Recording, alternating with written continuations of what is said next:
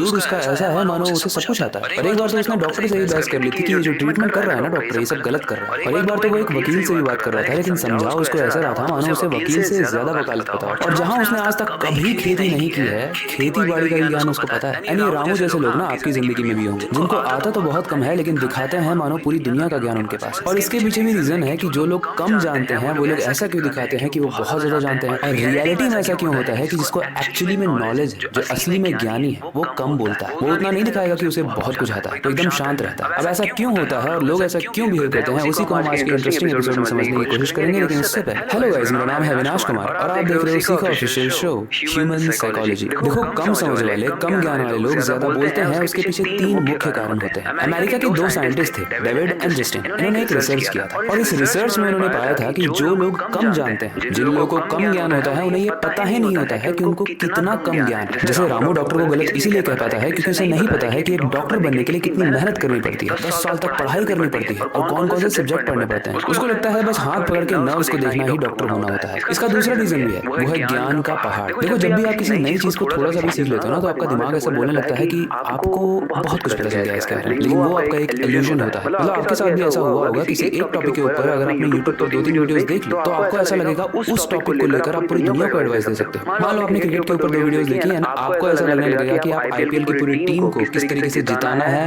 Advice दे सकते हो। इसका तीसरा इंटरेस्टिंग रीजन है ईगो का खेल। देखो, जितने भी लोग कम पढ़े लिखे होते हैं या फिर जिनको कम ज्ञान होता है, उनको अपनी इज्जत तो डाउन करनी नहीं है, इसीलिए वो ओवर कॉन्फिडेंट होकर ये दिखाते हैं कि उन्हें कुछ कम नहीं पता है। मतलब किसी के लिए भी ये मान लेना कि मुझे नहीं पता है थोड़ा मुश्किल होता है, लेकिन कुछ भी बोल देना थोड़ा आसान होता है, राइट? अच्छा, अब असली और नकली कॉन्फिडेंस को पहचानोगे कैसे? देखो, ये जो फेक लोग होते हैं ना, वो बस एक ही चीज बोलते रहते हैं, मुझे सब पता है। ये लोग दूसरे की बात सुनने को तैयार ही नहीं होते हैं। उसके बाद इनके लिए इनकी गलती मानना नेक्स्ट टू इम्पॉसिबल है। उसके बाद इनको आप डॉक्टर के पास ले जाओ, इंजीनियर के पास ले जाओ, वकील के पास ले जाओ या फिर किसी के पास भी ले जाओ, हर फील्ड की इनको नॉलेज है, हर फील्ड के एक्सपर्ट रहते हैं। अब ये तो हो गया फेक कॉन्फिडेंस। अब मैं समझाता हूँ जिन लोगों को एक्चुअली में ज्ञान होता है वो कैसे डील करते हैं। अगर किसी भी इंसान को एक टॉपिक को लेकर ज्यादा इन्फॉर्मेशन पता है, उसको ज्यादा ज्ञान है, तो वो बोलेगा कि हाँ मुझे इसके बारे में तो पता है, लेकिन जो तुम पूछ रहे हो ना उसके बारे में थोड़ा कम नॉलेज है मुझे, तो मैं बता नहीं पाऊंगा। ऐसे कह के उसे किस चीज का ज्ञान है वो भी बता देता है, और जिस चीज में उसको एक्सपर्टीज नहीं है वो उस चीज को भी एक्सेप्ट कर लेता है। दूसरा रीजन, पहले वाले के अपोजिट वो दूसरों की बातों को ध्यान से सुनता है। तीसरा रीजन, ये अपनी गलती मानने में बिल्कुल भी हिचकिचाता नहीं है। और चौथा रीजन, जिस फील्ड में ये एक्सपर्ट है सिर्फ उसी फील्ड में ये एडवाइस देता है। अभी जो मैक्सिमम फेक कॉन्फिडेंस वाले लोग होते हैं ना, ये व्हाट्सएप ग्रुप वाले होते हैं जिन्होंने थोड़ा बहुत पढ़ लिया होता है लेकिन लगता है कि पूरी ब्रह्मांड का संपूर्ण ज्ञान उनके पास आ चुका है। ऐसे लोगों के पीछे अपना टाइम वेस्ट करने की जरूरत नहीं है, बस सावधान रहें और सतर्क रहें, क्योंकि ऐसे लोगों की बातों पर जब आप बिलीव करके कोई एक्शन लोगे तो हो सकता है आपकी लाइफ थोड़ी सी टफ हो जाए। एक बोनस टिप भी देना चाहूंगा कि इस दुनिया में जो हो रहा है उससे भी अवेयर होना आपको बहुत जरूरी है, क्योंकि जब आप अवेयर रहोगे तो आपको कोई बेवकूफ नहीं बना पाएगा और आप ये समझ पाओगे कि कौन असली है और कौन नकली। बाकी वीडियो के अंतिम भाग यानी कंक्लूजन में मैं बस एक ही चीज कहना चाहता हूँ, याद रखो एक सच्चा ज्ञान एक इंसान को हम्बल बनाता है, काइंड बनाता है, लेकिन एक अनपढ़ को ओवर कॉन्फिडेंट। आई होप आज की वीडियो आपको इंटरेस्टिंग लगी होगी। ऐसी और इंटरेस्टिंग वीडियोस के लिए मेक श्योर करना कि आप आने वाले एपिसोड्स को मिस ना करो, वो और इंटरेस्टिंग होने वाले हैं। बाकी हमेशा की तरह अभी के लिए वक्त आ चुका है इस वीडियो को एंड करने का, नई सुपर इंटरेस्टिंग वीडियो पर काम शुरू करने का। लेकिन जाने से पहले मैं हमेशा की तरह एक ही चीज कहना चाहूंगा, अपनी क्यूरियोसिटी को डाय मत होने देना, नई चीजें सीखते रहना। मिलते हैं अगली वीडियो में। अच्छा, आपने भी ये लाइन तो सुनी होगी ना कि नमक को अगर आप दान करते हो तो आपके घर में गरीबी आती है। अब देखो हुआ क्या कि हमारे सामने वाली पड़ोसन कल खाना बना रही होगी तो उसके घर में नमक नहीं था। थोड़ी देर के बाद हमारी बेल बजती है और वो आंटी हमारे गेट के सामने थी। मैंने जब गेट खोला तो आंटी बोलती है कि बेटा वो खाना बनाते वक्त मेरा ध्यान नहीं दिया, नमक हमारा खत्म हो गया है, इस कटोरी में थोड़ा सा नमक दे दोगे? मैंने कटोरी हाथ में ली, किचन में गया, नमक उसमें डाला, लेकिन जैसे ही उस कटोरी को मैं आंटी को देने जा रहा था मेरी मम्मी चिल्लाते हुए पीछे से आई। उन्होंने बोला कि नमक को दान नहीं करते, चावल दे दो, आटा दे दो, सब दे दो, लेकिन नमक दान मत करो। उसके बाद उन्होंने बोला कि डायरेक्ट हाथों में तो मत दो, नीचे रख दो, वहां से वो आंटी ले लेंगे। मुझे समझ में नहीं आया कि इसका लॉजिक क्या है। अब मम्मी से ज्यादा बहस करने का मतलब तो यही है कि बेलन खाना, लेकिन इसके बारे में मैंने और ज्यादा रिसर्च की तो मुझे कुछ इंटरेस्टिंग चीज मिली। देखो, इस नमक वाले कॉन्सेप्ट को समझने के लिए हमको इतिहास में थोड़ा पीछे जाना पड़ेगा, लेकिन उस इतिहास के बारे में बताने से पहले हेलो गाइस, मेरा नाम है अविनाश कुमार और आप देख रहे हो सीखो ऑफिशियल शो ह्यूमन साइकोलॉजी। देखो, पुराने जमाने में ये जो नमक है ना, इसकी कीमत पैसे के बराबर होती थी और उसके पीछे ना 2 वैलिड रीजंस थे। पहला रीजन था कि नमक को बनाना बहुत मुश्किल हुआ करता था, पहले समुद्र के पानी को सुखाना, उसके बाद उन पत्थरों को निकालना। दूसरा, क्योंकि ये नमक समुद्र के पास ही मिलता था तो वहां से नमक को उठाकर अपने पास तक लाना काफी महंगा पड़ता था क्योंकि उतनी अच्छी सप्लाई चेन नहीं हुआ करती थी पुराने जमाने में। और ये मुझे बहुत इंटरेस्टिंग फैक्ट लगा कि पुराने जमाने में जो रोमन एम्पायर था ना, उनके सैनिकों को एक साल में जो तनख्वाह मिलती थी उसमें उनको नमक दिया जाता था। इतनी ज्यादा वैल्यू थी इसकी। उसके अलावा इंग्लिश में जो हम वर्ड कहते हैं ना सैलरी, ये एक लैटिन वर्ड सेलेरियम से बना हुआ है और इस सेलेरियम का मतलब होता है नमक का पेमेंट। अच्छा, इसके अलावा सिर्फ बाहरी देशों में नहीं, इंडिया में यानी भारत में भी नमक की बहुत ज्यादा वैल्यू थी। इतिहास में 1930 में जब अंग्रेजों ने हमारे नमक पर टैक्स लगाया था तो गांधी जी ने दांडी मार्च किया था क्योंकि वो जानते हैं कि ये बहुत वैल्यूएबल चीज है। तो इतना तो क्लियर है कि पुराने समय से ही पूरी दुनिया भर में नमक की वैल्यू बहुत ज्यादा रही है। लेकिन ये सिर्फ पुराने जमाने में हुआ करता था जब नमक को एक्सट्रैक्ट करना, उसको किसी और जगह पर सप्लाई करना बहुत मुश्किल हुआ करता था। लेकिन आज के डेट में नमक कोई रेयर चीज नहीं है। देखो, जब भी कोई चीज बहुत कम होती है ना दुनिया में, फॉर एग्जांपल ये सोना ले लो, तो सोने की वैल्यू बहुत ज्यादा बढ़ जाती है और ये सेम चीज नमक के साथ पुराने जमाने में हुआ करती थी। लेकिन प्रॉब्लम ये हुई है क्योंकि हमारे दिमाग की प्रोग्रामिंग हो गई है नमक को लेकर कि वो बहुत वैल्यूएबल है और क्योंकि ये जनरेशन से हुआ जा रहा है तो हमारे दिमाग को अभी भी लगता है कि नमक की वैल्यू बहुत ज्यादा है। अब देखो, प्रॉब्लम तो सबकी लाइफ में आती है। किसी का ब्रेकअप हो जाता है, किसी के घर में फाइनेंशियल प्रॉब्लम हो जाती है, किसी की जॉब चली जाती है, किसी के घर में किसी का देहांत हो जाता है। और ऐसे केस में साइकोलॉजी ये बताती है कि हमारा दिमाग चीजों को लिंक कर लेता है। आसपास के समय में किसी को अगर आपने नमक दान दिया होगा तो आपका दिमाग बस एक ही चीज बोलेगा, ये सब कुछ बुरा इसीलिए हुआ क्योंकि तुमने नमक दान किया था। और अगर अगली बार आपके घर वाले, आपकी मम्मी या कोई भी दोस्त अगर आपसे बोलता है कि नमक दान करोगे तो गरीब हो जाओगे, तो उनको बस एक ही चीज बताना, एक फैक्ट वाली चीज बताना। ये जो इतनी सारी कंपनीज है जो नमक बनाती है वो तो नमक दान ही करती है, बेचती ही है, वो अपने पास तो रखती नहीं है। तो वो गरीब नहीं, वो अमीर क्यों होती जा रही है? उसके अलावा जो रेस्टोरेंट्स होते हैं जहाँ पर आप जाके मजे से खाना खाते हो, वहाँ पर एक टेबल सॉल्ट रखा होता है, उसमें भी तो उनका नमक डाल के दिया जाता है एंड वो तो आपको फ्री में मिलता है। तो एक तरीके से वो भी दान हुआ, उनको भी दान होना चाहिए था। अच्छा, सबसे इंटरेस्टिंग चीज जो हमारा भारत है वो पूरी दुनिया में थर्ड लार्जेस्ट एक्सपोर्टर है नमक का। मतलब हमारे देश में जितना भी नमक होता है हम उसका बहुत सारा हिस्सा बाहरी दुनिया में भेज देते हैं। तो इस हिसाब से तो इंडिया को भी यानी भारत को भी गरीब होना चाहिए था, लेकिन हमारी जीडीपी तो बहुत स्ट्रांगली बढ़ रही है। तो इसका मतलब सिंपल है कि नमक दान करने से गरीबी नहीं आती। इतिहास में जो चीजें लोग फॉलो करते थे उसका लॉजिकल रीजन था क्योंकि नमक उस वक्त रेयर हुआ करता था, कम हुआ करता था। लेकिन आज की डेट में ये कोई प्रॉब्लम नहीं है, नमक आसानी से आपको मिल सकता है कहीं भी कभी भी। इसीलिए इतनी सारी रिसर्च करने के बाद एक ही चीज कहना चाहता हूँ कि ये बस एक मिथ था। इस चीज से अपने दोस्तों को और अपने फैमिली मेंबर्स को अवेयर करो। मैं भी अपनी मम्मी को समझाने की कोशिश करूंगा, लेकिन जब उनके हाथ में बेलम ना हो तभी। बाकी फिलहाल आई होप ये वीडियो आपको इंटरेस्टिंग लगी होगी हमेशा की तरह। ऐसे और इंटरेस्टिंग वीडियोस के लिए आने वाले एपिसोड्स को मिस मत करना। बाकी अब बात हो चुका है हमेशा की तरह इस वीडियो को एंड करने का, नई सुपर इंटरेस्टिंग वीडियो का काम शुरू करना। लेकिन ज़्यादा से पहले मैं हमेशा की तरह एक चीज़ कहना चाहूँगा, अपनी क्यूरियोसिटी बढ़ाए मत रहना, नई चीज़ें सीखते रहना। मिलते हैं अगली वीडियो में। सोचो आप अपने घर से निकलते हो और ऑफिस में आज आपका प्रमोशन अनाउंस होने वाला है, लेकिन रास्ते में जब आप जा रहे हो तो एक बिल्ली क्रॉस करती है या फिर कहें कि बिल्ली रास्ता काट देती है। और इस चीज को देखने के बाद अगर मैं आपसे पूछूं कि आप रिलैक्स्ड रहोगे या फिर टेंशन में आ जाओगे, तो इसका आंसर बस एक ही होगा, भाई बिल्ली ने रास्ता काट दिया, रिलैक्स कैसे रह सकते हैं? आप तुरंत रुक जाओगे, थोड़ा सा वेट करोगे क्योंकि बचपन से तो आपने एक ही चीज सुनी है, बिल्ली रास्ता काट दे तो काम बिगड़ जाता है। पर क्या आपने कभी सोचा है ये मान्यता आई कहाँ से? क्या सच में अगर कोई बिल्ली रास्ता काट देती है तो हमारा दिन खराब हो जाता है, या फिर ये बस एक मनगढ़ंत कहानी है? इसी चीज को बहुत ही इंटरेस्टिंग तरीके से समझने की कोशिश करेंगे आज के शो में। लेकिन उससे पहले हेलो गाइस, मेरा नाम है अविनाश कुमार और आप देख रहे हो सीखो ऑफिशियल शो ह्यूमन साइकोलॉजी। देखिए, बिल्ली का रास्ता काटना कोई नई बात नहीं है, ये हजारों साल पुराना बिलीफ है। पुराने समय में जब लोग अपने बैलगाड़ी या फिर घोड़े पर सफर करते थे तब जंगल और कच्ची सड़कें हुआ करती थी। अब उस वक्त में अगर उस रास्ते के सामने कोई बड़ा जानवर आ जाए या बड़ी बिल्ली आ जाए तो उनकी बैलगाड़ी की जो बैल होती थी या फिर घोड़ा गाड़ी के जो घोड़े होते थे वो अचानक से रुक जाते थे। और ये उनकी प्राकृतिक प्रवृत्ति थी, डर के कारण वो खड़े हो जाते थे, सांस लेने लगते थे। उसके बाद वो जानवर अपने आसपास के एरिया को चेक करते थे कि भाई हम सेफ तो है। और क्योंकि ये बैलगाड़ी तो अभी चल नहीं रही है तो जो उसके ऊपर बैठा रहता था वो भी थोड़ी देर विश्राम करता था। वो इस चीज का वेट करता था कि उसका जो जानवर है वो शांत हो जाए, उसके बाद ही तो वो बैठ के बैलगाड़ी चलाएगा। अब समय बीता और धीरे धीरे जंगल तो इंसानों ने काट दिए, वहां पर बस्तियां बस गई, वहां पर शहर बस गए, लेकिन ये जो बिलीफ है ये अभी भी जिंदा रहा और ये बिलीफ अंधविश्वास के रूप में आने लगा। कहते हैं ना, पुरानी चीजें आप जल्दी छोड़ नहीं सकते। वैसे ये बिल्ली का रास्ता काटने वाली जो बात है ये हमारे दिमाग में बहुत ही पुराने समय से बसी हुई है, लेकिन इसको सिर्फ मनगढ़ंत कहना सही नहीं होगा क्योंकि इसके पीछे एक साइकोलॉजी भी है। और यही तो एम है इस शो के जरिए आपको साइकोलॉजी समझाना। देखो, उन दिनों ये व्यवहारिक सुरक्षा के लिए की गई आदतें थी और इसी चीज को आगे चलकर लोगों ने अंधविश्वास बना लिया। लेकिन साइंस भी थोड़ा सा इसे सपोर्ट करता है क्योंकि भले ही अंधविश्वास हो लेकिन इससे चेतावनी मिल जाती है, चेतावनी की कुछ बुरा होने वाला है। और अगर हमें कुछ ऐसा लगता है कि कुछ बुरा होने वाला है तो हमारा दिमाग अलर्ट मोड में चला जाता है। इससे आपकी एकाग्रता बढ़ जाती है, आपका फोकस बढ़ जाता है और आप गलती करने से बच जाते हैं। एक सिंपल सेंटेंस में अगर मैं कहूँ कि जब भी कोई इंसान बिल्ली को देखकर रुक जाता है तो वो दरअसल थोड़ी देर का ब्रेक लेता है और अपने दिमाग को दिलासा देता है कि सब कुछ ठीक है। और ये जो ब्रेक होता है ये हमारे ब्रेन के रिलैक्सेशन के लिए बहुत ज्यादा जरूरी भी होता है। साइकोलॉजी में इसका एक टर्म भी है, इसे कहते हैं प्लेसीबो इफेक्ट। इसका सिंपल सा मतलब है कि जो आप अपने दिमाग को मानने के लिए मना लेते हो आपका दिमाग वही मान लेगा। और इसका एक बहुत रिलेटेबल एग्जांपल है, जितने भी सक्सेसफुल लोग हैं ना वो हमेशा अपने आप को एज अ सक्सेसफुल लोग ही देखते थे, और जितने भी लूजर्स हैं, जितने भी कंप्लेन करने वाले लोग हैं वो हमेशा कंप्लेन ही करते रहते हैं, क्योंकि वो अपने दिमाग को कन्विंस कर चुके हैं कि उनकी लाइफ में कुछ भी अच्छा है ही नहीं। पहले इस वीडियो में हमने बहुत सारी बातें कर ली कि साइकोलॉजी क्या है, इसके पीछे का अंधविश्वास क्या है। अब आते हैं कंक्लूजन पर। मेरे हिसाब से बिल्ली का रास्ता काटने वाली जो बात आज भी मौजूद है वो कोई अंधविश्वास नहीं है। आई मीन पूरी तरीके से तो बिल्कुल नहीं। और ये जानबूझकर भी नहीं किया गया है, क्योंकि पुराने समय में ये जानवरों को सुरक्षित रखने के लिए किया जा रहा था, लेकिन आज भी ये इंसानों का एक मानसिक विराम बन चुका है। तो कुछ चीजें होती हैं जिसमें सामने वाला बिलीव ना करे,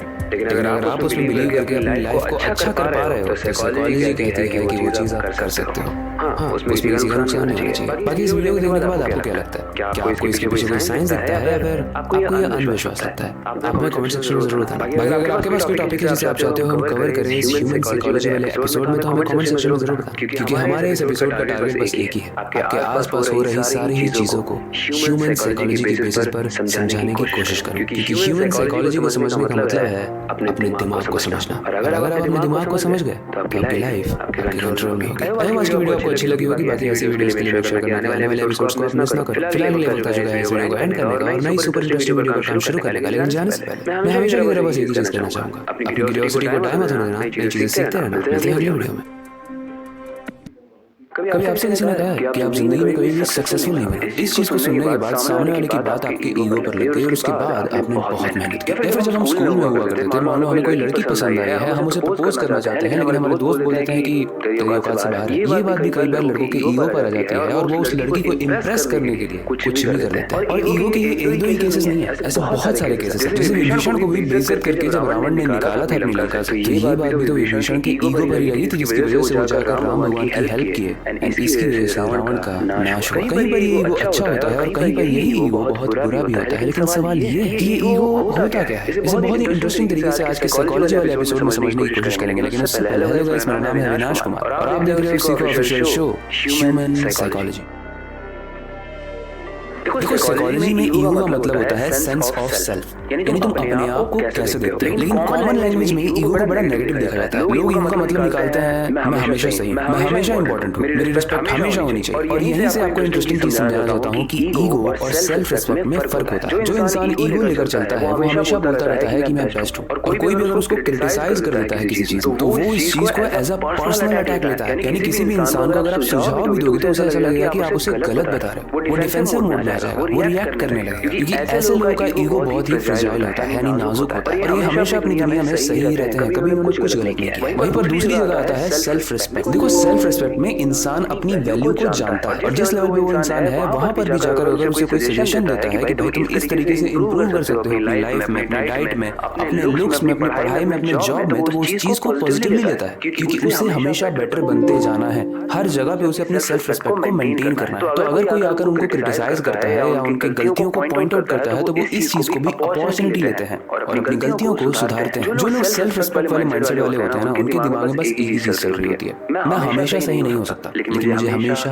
बेहतर बनना है। अब एक छोटा सा एग्जांपल देता हूं। मेरा एक दोस्त है जिसने सोशल मीडिया पर पोस्ट डाला, अपनी फोटो डाली, तो वहां पर जाकर किसी ने कमेंट कर दिया कि भाई फोटो अच्छी नहीं है, थोड़ा अच्छा मुंह बना। इस चीज से मेरे दोस्त को इतना गुस्सा आया कि उसने सामने वाले को ब्लॉक कर दिया ताकि वो जिंदगी में कभी कमेंट ना करे। इसके अलावा आपने भी देखा होगा कि अगर दो लोगों में फाइट हो रही है तो पहला वाला बंदा कभी माफी मांगेगा ही, वो ये बोलेगा कि यार सामने वाला पहले माफी मांगे तब हम मांगेंगे। और ये सारी चीजें ना ईगो गेम्स के अंदर आती है। लेकिन यहाँ से एक और सवाल उठता है। सवाल ये है कि हम किस हद तक किसी सामने वाले का खुद के लिए बुरा बोलना झेल सकते हैं या झेलना चाहिए, और अगर कोई हमें गलत बोलता भी है तो उस चीज को बिना बुरा लगाए उस चीज को पॉजिटिवली कर सकते हैं। पहला है खुद को जानो, कौन सी चीजों से आपको गुस्सा आता है, उन सारे ही पैटर्न्स को आइडेंटिफाई करो, और अगर गुस्सा आ रहा है तो वो कितना जायज है आपके लिए भी और सामने वाले के लिए भी, इस चीज को भी पहचानो। क्योंकि बस ये कह के निकल जाना कि मैं तो ऐसा ही हूं, मुझे तो इतना ही गुस्सा आता है, ये आपको समय के साथ बहुत नीचे ले जाएगा। दूसरा है इमोशनल रेगुलेशन। टेंशन, यानी जब भी आपको ऐसा लगे कि आप बहुत ज्यादा गुस्से में आ रहे हैं या फिर आपको सामने वाले की बात बहुत बुरी लग रही है, तो यहाँ पर साइंस का ब्रीदिंग टेक्निक आप फॉलो कर सकते हो। क्योंकि जब भी आप लंबी लंबी सांसें लेते हो तो ऑक्सीजन लेवल बढ़ जाता है, और जब आपको गुस्सा आ रहा होता है तो आपका ऑक्सीजन लेवल डिप्लीट यानी कम हो रहा होता है, और इसका अगर आप फुलफिल कर लोगे तो आपका ध्यान उस गुस्से से डिस्ट्रैक्ट होकर पॉजिटिव चीजों में लग जाएगा। ट्राई करके देखना, मैंने ट्राई किया इसका। और तीसरा है पर्सपेक्टिव थिंकिंग, यानी अपने आप को ना सामने वाले की जगह पर रख लो और उस सिचुएशन को रिवर्स करके सोचो कि वो जो कह रहा है वो कितना सही है और कितना गलत। अगर गलत है तो उस चीज को आप इग्नोर करो, और अगर सही है तो उस चीज पर आप काम करो, खुद को इम्प्रूव करो। और जब आप इमोशनली मैच्योर बन जाओगे ना, तो आप छोटे छोटे जोक्स पर खुद पर भी हंस लोगे और ये कह पाओगे कि यार हाँ, यहाँ पर मेरी गलती थी। दूसरों की सक्सेस से सेलिब्रेट करोगे, जलोगे नहीं। और मुझे नहीं पता कहने में आपको शर्म नहीं है। अब इस वीडियो के अंदर मैं एक इंपॉर्टेंट बात बताता हूँ कि ये सारी चीजें सिखाने का मतलब ये नहीं है कि आप अपनी बाउंड्री ही खत्म कर दो ईगो की। आपको अपनी वैल्यू पता होनी चाहिए, आपको आपकी बाउंड्री सेट करके रखनी चाहिए कि एक लेवल तक ही कोई आपसे मजाक कर सकता है, और आपको अपना सेल्फ रिस्पेक्ट मेंटेन करना भी आना चाहिए, जिसे हमने आज की वीडियो में सीखा। तो इस वीडियो से आप एक चीज तो समझ गए होंगे कि ईगो बुरा नहीं है, लेकिन एक नाजुक ईगो बहुत बुरा है और वो आपको डिस्ट्रॉय कर सकता है। आई होप आज का साइकोलॉजी वाला एपिसोड आपको इंटरेस्टिंग लगा होगा। ऐसे और एपिसोड्स आने वाले हैं, इसलिए आने वाले एपिसोड्स को मिस मत करना। हमारी टीम काफी मेहनत करती है ऐसे एपिसोड्स को बनाने के लिए, इसलिए इस वीडियो को लाइक जरूर करते हैं। फिलहाल ये वक्त आ चुका है इस वीडियो को एंड करने का, नई सुपर इंटरेस्टिंग वीडियो पर काम शुरू करने का। लेकिन जाने से पहले मैं हमेशा की तरह एक ही चीज कहना चाहूंगा, अपनी क्यूरियोसिटी को डाय मत होने देना, नई चीजें सीखते रहना। मिलते हैं अगली वीडियो में। क्या आप जानते हो इस दुनिया में मैक्सिमम लोग जो अपने सपनों को पूरा नहीं कर पाते हैं, उसके पीछे रीजन होता है आलस। अभी मन नहीं है, अभी आलस है, और इसी आलस की वजह से ही आप में से मैक्सिमम लोग ये कहते रहते हैं कि इस काम को मैं कल करूंगा, परसों करूंगा, या फिर अभी टाइम नहीं है मेरे पास। लेकिन ट्रस्ट मी, इस आलस को साइकोलॉजिकली समझना बहुत जरूरी है, तभी आप इससे जीत पाओगे। क्योंकि अगर आप आलस को जीतने दोगे तो ये आपके सपने को खा जाएगा। आज की वीडियो में इस आलस को बड़ी ही इंटरेस्टिंग तरीके से समझने और हराने की कोशिश करेंगे। लेकिन इससे पहले हेलो गाइस, मेरा नाम है अविनाश कुमार और आप देख रहे हो सीखो ऑफिशियल शो ह्यूमन साइकोलॉजी। देखो, आलस इंसान की एक ऐसी आदत है जो शुरू से ही इंसान के अंदर रही है। बस फर्क ये है कि पुराने जमाने में इसका नुकसान तुरंत दिखता था, जैसे जब इंसान का दिमाग इतना विकसित नहीं था और वो बंदर से इंसान में ट्रांसफॉर्म हो रहा था, तो उस वक्त अगर उसके एरिया में कोई जानवर एंटर कर चुका है और इंसान अगर सो जाता है आलस की वजह से, तो वो एक जानवर का नाश्ता बन सकता है। और इसी आलस की वजह से अगर उसने आने वाले ठंडी वाले सीजन के लिए लकड़ियां इकट्ठी नहीं की, खाना इकट्ठा नहीं किया, तो विंटर्स में यानी सर्दियों में वो बाहर नहीं निकल पाता, इसकी वजह से वो मर जाता। तो जैसे मैंने बताया, पुराने जमाने में आलस का रिजल्ट तुरंत दिखता था, और बहुत ज्यादा आलस अच्छी चीज नहीं है। ये तो हमारे महान चाणक्य ने भी कहा है। उन्होंने सिंपली कहा है, आलसी इंसान कभी कामयाब नहीं हो सकता। और जितने भी सक्सेसफुल लोग होंगे ना, वो हमेशा आलस से बैर करते हैं। आलस उनके लिए एनिमी है, दुश्मन है। हमारे ex president APJ Abdul Kalam सुबह 5 बजे उठते थे। इससे पता चलता है कि मैक्सिमम जितने भी लोग सक्सेसफुल आप देखते हो, वो अपने दिन का मैक्सिमम काम आलस या सोने में नहीं, वो अपना टाइम लगाते हैं प्रोडक्टिविटी में, यानी उस काम को करने में जो काम उनको आगे जाके महान बनाएगा। लेकिन आपकी क्या आदत है, सुबह 6 बजे का अलार्म लगाते हो, लेकिन उठते हो 11 बजे, 10 बजे, ज्यादा से ज्यादा 9 बजे। क्योंकि धीरे धीरे ना हमने अपने दिमाग को ट्रेन कर लिया है कि लाइफ में कुछ ज्यादा बड़ा बुरा हो नहीं रहा। लाइफ में अपने हिसाब से हम सब सही कर लेंगे। हमने अपने आप को इतना काबिल मान लिया है कि हम इस नेचर का जो स्केड्यूल है उसके अपोजिट जा रहे हैं, उसके खिलाफ जा रहे हैं। रात सोने के लिए होती है, दिन जगने के लिए होता है, लेकिन आज की जनरेशन उल्टा कर रही है। रात के 3, 4, 5 बजे सोती है, और जहां दिन में जगना चाहिए दिन के 12, 1, 2 बजे तक सोती रहती है। तो इतना तो आप समझ गए कि आलस बहुत बुरी चीज है। इससे लड़ने के लिए ना मैं 3 सिंपल स्टेप्स बताता हूँ। पहला रूल जो मैं भी फॉलो करता हूँ, 5 4 3 2 1 रूल। सुनने में थोड़ा फनी लग रहा होगा, लेकिन बहुत इंटरेस्टिंग है। जब भी कोई इंपॉर्टेंट टास्क हो, जैसे आपको स्कूल का कोई असाइनमेंट करना हो, ऑफिस का कोई काम करना हो, कोई वीडियो एडिट करना हो, या फिर कोई वीडियो शूट करना हो, मेरा मन अगर नहीं भी करता है तो मैं बस 5 4 3 2 1 आने तक उठ जाता हूँ अपनी चेयर से और सीधे जाकर वो काम करने लगता हूँ। और इस वीडियो को शूट करने से पहले भी मैंने यही फॉर्मूला यूज किया था, क्योंकि मेरा मन नहीं कर रहा था, आलस आ रही थी। और जब आप अपने दिमाग को सोचने का टाइम देते हो ना कि मैं करूँ या फिर नहीं, तो वो हमेशा नहीं चूज करेगा, यानी नहीं करना चूज करेगा, क्योंकि हम अपने दिमाग को ट्रेन कर चुके हैं हमेशा रिलैक्स रहने के लिए। दूसरा है कैलेंडर पर निशान लगाओ। बाहरी देश के एक बहुत ही फेमस कॉमेडियन थे जो प्रैक्टिस करते थे, और जिस दिन भी वो प्रैक्टिस करते थे वो अपने कैलेंडर पर एक्स मार्क कर देते थे। हम सबके घर में एक कैलेंडर होता है जिसमें 1 से लेकर 30 या 31 तक की डेट होती है। तो जिस चीज के लिए भी आप चैलेंज लेते हो 30 दिन का, वो चीज जब भी आप कर रहे हो उसमें एक्स मार्क कर दो। इससे जब भी आप कैलेंडर को देखोगे आपको मोटिवेशन मिलेगी कि अच्छा आज मैंने ये काम किया है, क्योंकि एक्स मार्क है। और जिस दिन एक्स मार्क नहीं होगा आपको घुटन होने लगेगी और आप उस काम को ऑटोमेटिकली कर लोगे।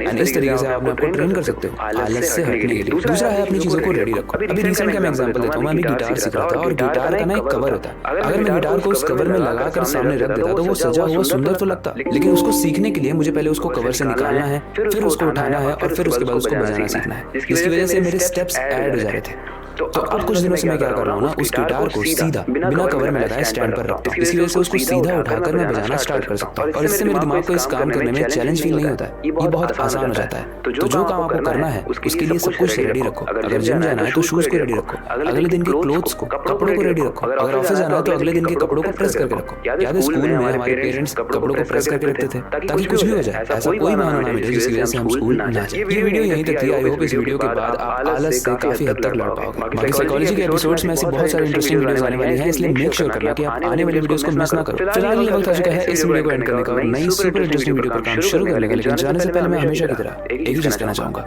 अपनी क्यूरियोसिटी को डाय मत होने देना, नई चीजें सीखते रहना। मिलते हैं अगली वीडियो में।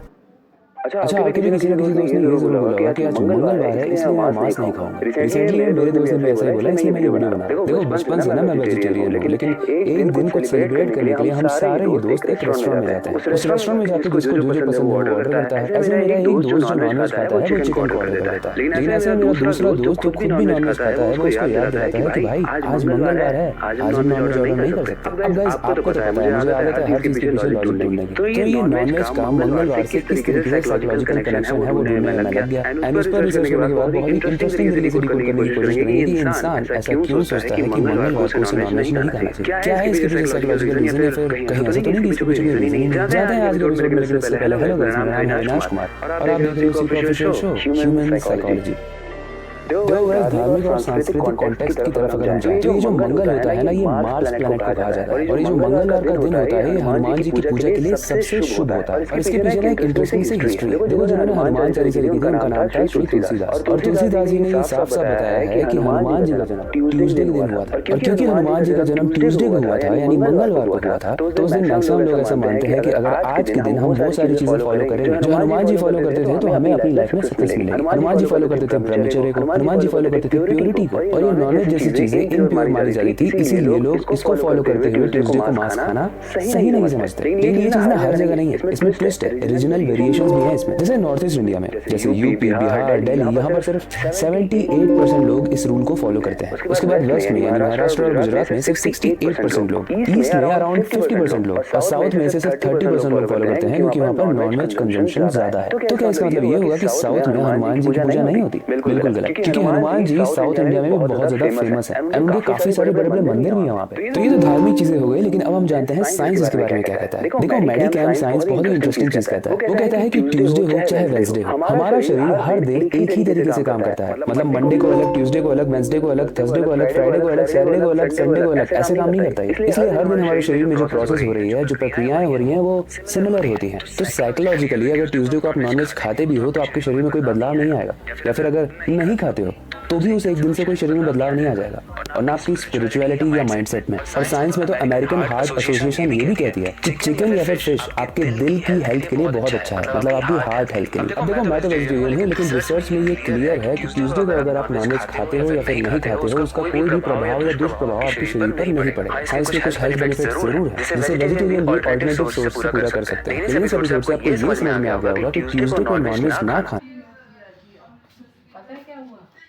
क्योंकि बचपन से ही हमें ये सिखाया गया है कि ट्यूसडे को नॉनवेज नहीं खाना चाहिए। हमारी स्पिरिचुअल कंडीशनिंग भी ऐसी ही हुई है और हमारे दिमाग में कंफर्मेशन बायस भी होता है, जिसे हमने अपनी बाकी वीडियोस में बहुत अच्छे तरीके से एक्सप्लेन किया था। कंफर्मेशन बायस वो होता है जिसे हमने बार बार अगर सुना हो तो हमारे दिमाग इसी चीज को मानने लगता है। बाकी आज का एपिसोड यही तक था, आई होप आपको काफी कुछ सीखने को मिला होगा। इस इंटरेस्टिंग इन्फॉर्मेशन को अपने दोस्त और अपनी फैमिली इंस्टाग्राम ओपन करता है ना, वो हमेशा लाइक्स देखता रहता है। फोटो पोस्ट करने के बाद 10 लाइक आए, 50 लाइक आए, 100 लाइक आए, वो खुश होता रहता है। उसे और फॉलोअर्स चाहिए और इसी चक्कर में कब बहुत सारा टाइम निकल जाता है उसे समझ ही नहीं आता। उसके बाद कई बार ऐसा हुआ है जब वो फोटो पोस्ट करता है और लाइक्स नहीं आते हैं, कमेंट्स नहीं आते हैं, तो उसे सेल्फ डाउट होने लगता है कि कहीं ऐसा तो नहीं कि मैं बहुत बुरा दिखता हूँ। एंड गाइस इसी को कहते हैं सोशल मीडिया वैलिडेशन। एंड ये जो एग्जांपल मैंने दिया है ना, ये सिर्फ उज्जवल की ही कहानी नहीं है, ये कहानी हम सब की ही है, क्योंकि हमें समझ ही नहीं आता है कि कब धीरे धीरे करके ये सोशल मीडिया एक एडिक्शन बन जाता है और हम इसके माया जाल में फंस जाते हैं। आज की वीडियो में हम बड़े ही इंटरेस्टिंग तरीके से समझने की कोशिश करेंगे कि किस तरीके से आपको मेंटली हार्म करता है और कैसे आप इस चीज से आजाद हो सकते हो। लेकिन वीडियो स्टार्ट करने से पहले हेलो गाइस, मेरा नाम है अविनाश कुमार और आप देख रहे हो सीक्रेट ऑफिशियल शो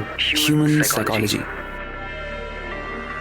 देखो, हार्वर्ड मेडिकल स्कूल में एक रिसर्च हुई थी जिसमें बताया गया था कि हर लाइक, हर कमेंट हमारे दिमाग के अंदर एक केमिकल रिलीज करता है। उस केमिकल का नाम मैंने अपने पुराने एपिसोड में बताया है, उसे कहते हैं डोपामिन। अब ये जो डोपामिन होता है, ये सेम केमिकल होता है जो तब रिलीज होता है जब कोई भी इंसान ड्रग्स लेता है। और जब ड्रग्स जितनी खतरनाक चीज हमें एक बार मिल जाती है तो वही होता है जो ड्रग्स लेने के बाद होता है, यानी एडिक्शन। आप पहला पोस्ट करते हो, उसके बाद लाइक आता है, फिर आपके दिमाग में डोपामिन स्पाइक होता है, इंक्रीज होता है, आपको अच्छा लगता है और उस अच्छा लगने को आप फिर से फील करना चाहते हो, तो आप फिर से पोस्ट करते हो। इस बार फिर से लाइक आता है, लेकिन इस बार पिछली बार से ज्यादा लाइक चाहिए आपको, तब जाके आपको और ज्यादा अच्छा लगेगा और ये एक विशियस साइकिल बन जाता है। साइकोलॉजी के अकॉर्डिंग इसका मेंटल हेल्थ पर बहुत बुरा इंपैक्ट होता है। यूनिवर्सिटी ऑफ पेंसिल्वेनिया में एक रिसर्च हुई थी जिसमें बताया गया था कि जब आप बहुत ज्यादा सोशल मीडिया वैलिडेशन के पीछे भागते हो तो आपका जो खुद पर विश्वास होता है वो कम होता जाता है, जिसको अंग्रेजी में हम कहते हैं सेल्फ एस्टीम। क्योंकि देखो ना, जो फोटो अभी तक आपको बहुत अच्छी लग रही थी, पोस्ट करने के बाद अगर उसमें कम लाइक्स आते हैं तो आपको डाउट होने लगता है कि कहीं ये फोटो बहुत बेकार तो नहीं है, या कहीं मेरी नाक टेढ़ी तो नहीं है, या कहीं मेरे डार्क सर्कल्स तो नहीं है। एंड इसी तरीके के बहुत सारे डाउट्स आप खुद को लेकर फेस करने लगते हो। और जब आप इस लूप में फंस जाते हो तो आप अपने आप में कॉन्फिडेंट हो ही नहीं पाते हो। इसका दूसरा इफेक्ट है कंपैरिजन ट्रैप का। देखो, सोशल मीडिया जब भी आप ओपन करते हो ना, चाहे आप इंस्टाग्राम ओपन करो, चाहे फेसबुक ओपन करो या फिर यूट्यूब ओपन करो, किसी भी सोशल मीडिया में हर इंसान अपनी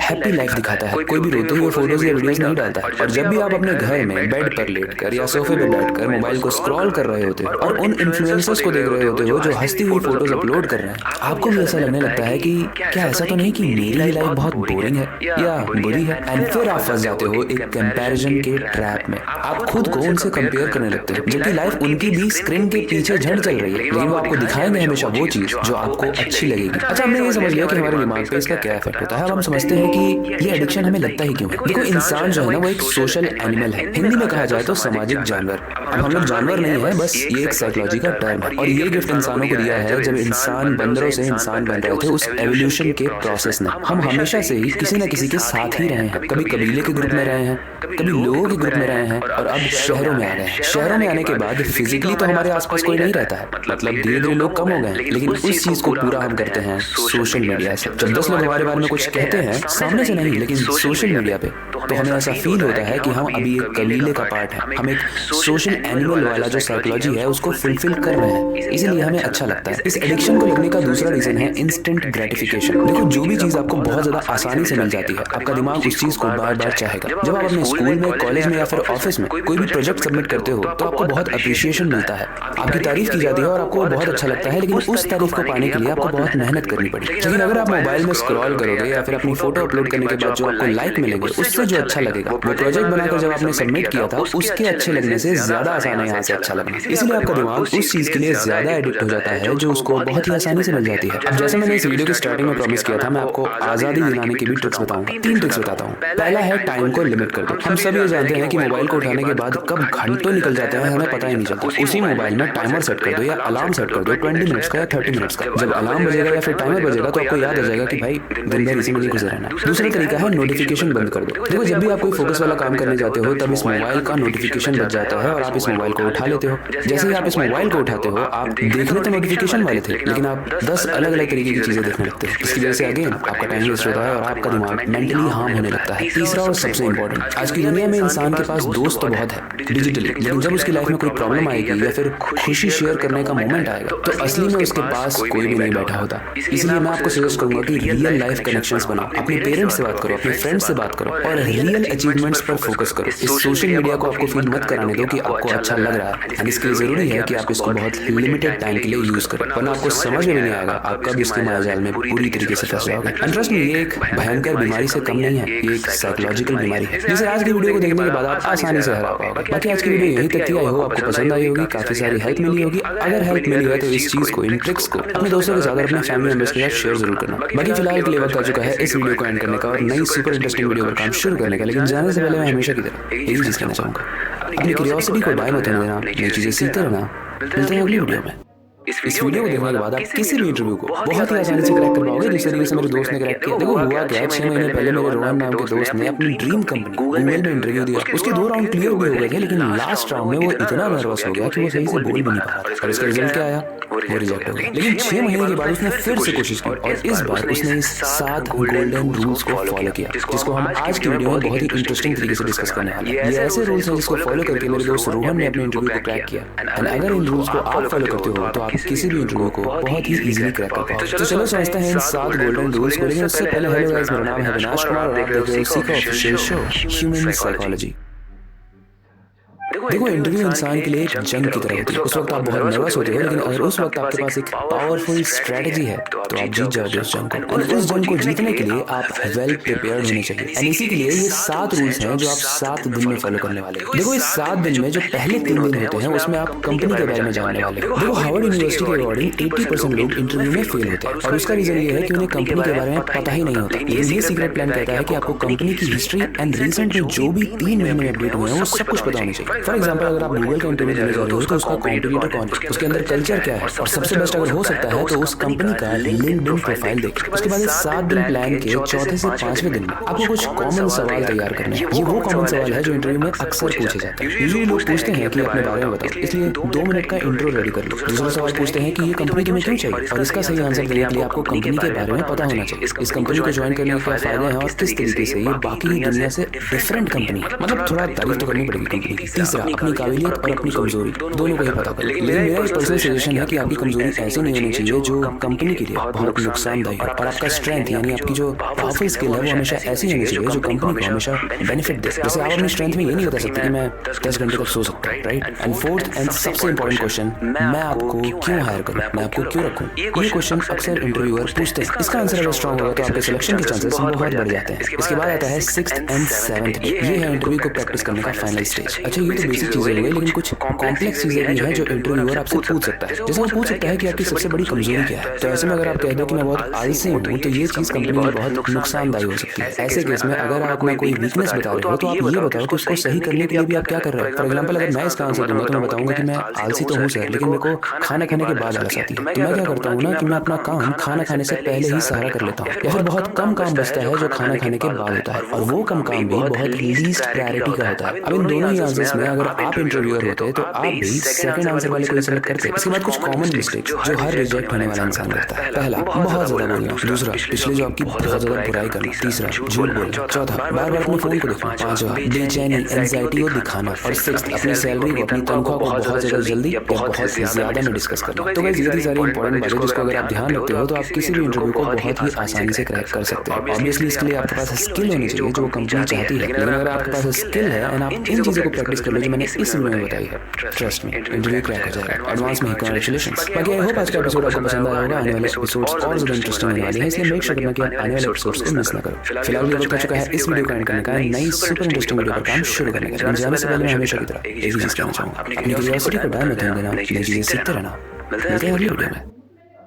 2 तरीके के इंसान है, किस इंसान की आप ज्यादा रिस्पेक्ट करोगे मुझे बताना। देखो, एक इंसान है जिसके ड्रीम्स तो बहुत बड़े बड़े हैं, लेकिन जब भी उसको कोई कॉल आता है वो उठा लेता है। जब भी उसे कोई मैसेज आता है तो वो तुरंत रिप्लाई करता है। जब भी उसके डोर पर उसका कोई दोस्त बेल बजाता है और बोलता है कि चल यार बाहर एंजॉय करते हैं, तो वो बोलता है हाँ ठीक है, और वो काम इनकम्प्लीट छोड़कर निकल जाता है। वहीं पर एक दूसरा बंदा, जिसे कॉल अगर आता है तो अपना काम करने के बाद कॉल उठाता है। जिसे अगर कोई मैसेज आता है तो अगर वो इंपॉर्टेंट नहीं है तो वो अपना काम करने के बाद रिप्लाई करता है। और अगर उसके डोर पर कोई आ भी जाए, बेल 10 बार बजा दे, तो भी वो बस एक ही चीज कहता है, यार मैं अपना काम कंप्लीट करने के बाद ही आ पाऊंगा। आप बताओ इन दोनों में से किसकी ज्यादा रिस्पेक्ट करोगे? ऑब्वियसली आप सेकंड वाले की, राइट, क्योंकि वो अपने सपनों पर सीरियसली काम कर रहा है। और पता है, लोग भी उसी की ज्यादा रिस्पेक्ट करते हैं जो ज्यादा अवेलेबल नहीं रहता है लोगों के लिए। मतलब खुद ही आप सोचो कि अगर आप प्राइम मिनिस्टर को कॉल करोगे और रोज हर बार आपका रिप्लाई करने लगे, कॉल उठाने लगे, तो क्या उनकी जो अभी रिस्पेक्ट है या अभी जिस लेवल पे आप उनको सोचते हो, क्या वो उसी लेवल पर रहेंगे? नहीं, राइट। देखो, साइकोलॉजी भी यही कहती है कि जो लोग ज्यादा बिजी रहते हैं उनको ज्यादा रिस्पेक्ट मिलती है। लेकिन इसके पीछे एग्जैक्टली रीजन क्या है उसको बड़े ही इंटरेस्टिंग तरीके से डिकोड करने की कोशिश करते हैं एंड समझने की कोशिश करते हैं कि किस तरीके से बिजी दिखना हमारी जिंदगी के लिए बहुत अच्छा हो सकता है और हमारे रिस्पेक्ट के लिए भी। लेकिन उससे पहले, हेलो गाइस, मेरा नाम है अविनाश कुमार और आप देख रहे हो सीखो ऑफिशियल शो ह्यूमन साइकोलॉजी। देखो, सबसे पहले हम ये समझते हैं कि कोई भी इंसान जब बोलता है कि मैं बहुत बिजी हूँ तो उसकी रिस्पेक्ट क्यों बढ़ जाती है। पुराने जमाने में जो अमीर लोग होते थे ना, वो अपने नौकरों से काम कराया करते थे, पर आज इसी चीज को रिप्लेस कर दिया गया है मैं बिजी हूँ बोल के। और मैं बिजी हूँ का मतलब हर बार यही नहीं होता है कि आप एक्चुअली में बिजी हो या उस वक्त कुछ काम कर रहे हो। मैं बिजी हूँ का मतलब कई बार ये भी होता है कि मैं इतनी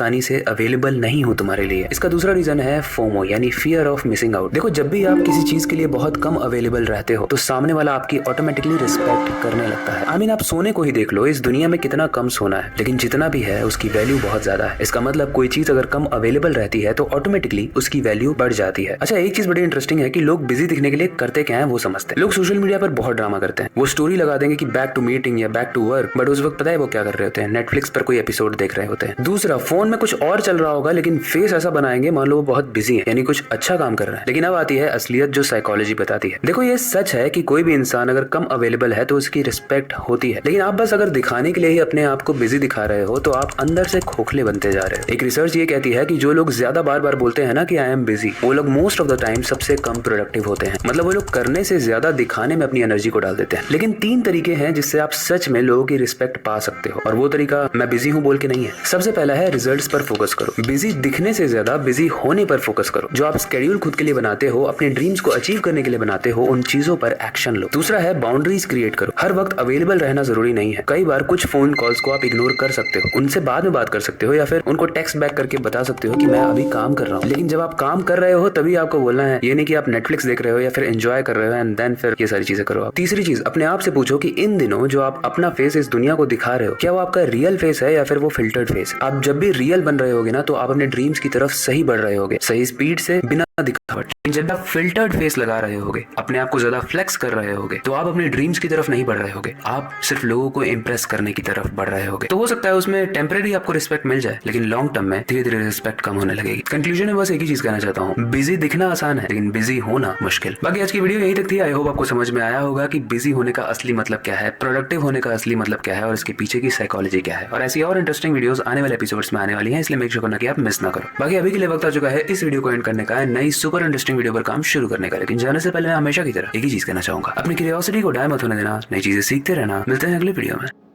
कभी ना कभी किसी ना किसी ने आपकी झूठी तारीफ जरूर की होगी। देखो अभी रिसेंटली में क्या हुआ, मेरी दोस्त नेहा ने एक कंपनी को ज्वाइन किया था। उसने एक प्रेजेंटेशन दिया और उसके बॉस ने आकर बोला कि वाह क्या प्रेजेंटेशन है। नेहा बहुत खुश हो गई। उसके बाद उसके बॉस ने बोला कि यार अगली मीटिंग में ना मैं अवेलेबल नहीं रह पाऊंगा, क्या तुम वो मीटिंग ले लोगी। जब नेहा ने उस मीटिंग को लिया तो बॉस ने और तारीफ की कि वाह तुमने क्या मीटिंग ली है। नेहा और खुश हो गई। उसके बाद धीरे धीरे उसके बॉस ने उसके ऊपर बहुत सारा काम का बोझ लाद दिया। बदले में सैलरी नहीं बढ़ाई, ना बोनस दिया, बस बदले में उसे झूठी तारीफ दी। एंड एक दिन नेहा के बॉस ने उसे बहुत सारा काम दे दिया, लेकिन फिर भी नेहा मना नहीं कर पाई, क्योंकि वो तो बस एक ही चीज सोच रही थी कि मेरी बॉस कितनी तारीफ करते हैं, लेकिन वो असली में झूठी तारीफ थी काम करवाने के लिए। ये चीज नेहा को 3 महीने के बाद रियलाइज हुई, लेकिन तब तक उसके ऊपर इतना सारा काम लाद दिया गया था जिसकी वजह से उसे अपनी जॉब को छोड़ना पड़ा। लेकिन अगर टाइम रहते नेहा को पता होता कि ये उसकी झूठी तारीफ हो रही है तो शायद वो इस चीज को बैलेंस कर पाती और आज उसकी जॉब होती। तो आज की वीडियो में हम यही समझने की कोशिश करेंगे कि झूठी तारीफ से कैसे बचें, क्योंकि झूठी तारीफ करने वाला सिर्फ आपकी तारीफ ही नहीं कर रहा है बल्कि आपको मैनिपुलेट कर रहा है, आपको कंट्रोल करना चाहता है। समझते हैं आज की वीडियो में, लेकिन उससे पहले हेलो गाइस, मेरा नाम है अविनाश कुमार और आप देख रहे हो सीखो ऑफिशियल शो ह्यूमन साइकोलॉजी। देखो सबसे पहले हम ये समझते हैं कि झूठी तारीफ वाला कॉन्सेप्ट इंसान सोचता ही क्यों है। पहला रीजन है ये एक मैनिपुलेटिव टूल है। जो भी इंसान आपकी एक झूठी तारीफ कर रहा है वो आपको एक ऐसा इमोशन शो कर रहा है जो बहुत आपके लिए इंपॉर्टेंट है, लेकिन उसके लिए ये बस इन्वेस्टमेंट है आपसे और ज्यादा काम कराने का। और ऐसे लोग पहले आपकी तारीफ करते हैं, उसके बाद आपसे तुरंत फेवर मांगने लगते हैं। दूसरा, अगर आप किसी को डायरेक्टली कोई काम देते हो ना तो शायद सामने वाला मना कर दे, लेकिन जब आप उसकी तारीफ करते हुए उसको काम देते हो तो सामने वाले की क्रिटिकल थिंकिंग ना बहुत कमजोर हो जाती है। उस वक्त वो लॉजिकली नहीं इमोशनली सोचने लगता है कि वाह कितने अच्छे से बोल रहा है, कर देता हूँ, एंड आप इस मैनिपुलेशन के माया जाल में इजीली फंस जाते हो। तीसरा रीजन है इमेज बिल्डिंग। देखो किसी से भी अगर आपको कनेक्शन बनाना है ना तो एक जेन्युइन कनेक्शन बनाने में हो सकता है बहुत टाइम लग जाए। आपको सामने वाले को समझना होगा, सामने वाले को आपको समझना होगा, लेकिन अगर आप उसकी झूठी तारीफ कर देते हो तो इंस्टेंटली सामने वाला आपको याद रखेगा। ओके, हमने समझ लिया कि झूठी तारीफ इंसान करता क्यों। अब हम ये आइडेंटिफाई करना सीखने वाले हैं कि सामने वाला हमारी झूठी तारीफ कर रहा है या फिर असली तारीफ कर रहा है। देखो जब भी आपकी कोई सच में तारीफ करता है ना तो वो बहुत स्पेसिफिक होता है, वो डिटेल्स को बताता है। जैसे अगर आपकी प्रेजेंटेशन अच्छी थी तो वो बस ऐसा नहीं बोलेगा कि प्रेजेंटेशन अच्छी थी, वो बोलेगा कि यार तुमने प्रेजेंटेशन में क्या बोला है, तुमने जो लैंग्वेज यूज की वो बहुत अच्छी थी और मुझे अच्छा लगा किस तरीके से तुमने अपने प्रेजेंटेशन में कलर्स को यूज किया है। इसे कहते हैं जेन्युइन तरीके से अप्रिशिएट करना, ये झूठी तारीफ नहीं है। दूसरा है फॉलो अप एजेंडा। देखो सामने वाला जब भी आपकी तारीफ करेगा ना और उसके बाद आपसे कोई फेवर नहीं मांगेगा तो समझ जाना कि ये एक अच्छी तारीफ है। लेकिन अगर सामने वाला आपकी तारीफ करते ही बोलता है कि यार तुम्हारा प्रेजेंटेशन बहुत अच्छा था लेकिन एक फेवर कर दोगे क्या मेरा, समझ जाना कि ये असली तारीफ नहीं है एंड आप नो बोलने से बिल्कुल मत शर्माना। तो इस वीडियो को देखने के बाद आप 2 चीज़ें तो पक्का समझ गए होगे, झूठी तारीफ क्या होती है, असली तारीफ क्या होती है और कैसे झूठी तारीफ को टैकल करना है। कंक्लूजन में मैं बस एक ही चीज कहूंगा कि बस इतना याद रखना कि जो असली तारीफ होती है, जो जेन्युइन तारीफ होती है, वो हमेशा स्पेसिफिक होती है, उसमें डिटेल्स होते हैं।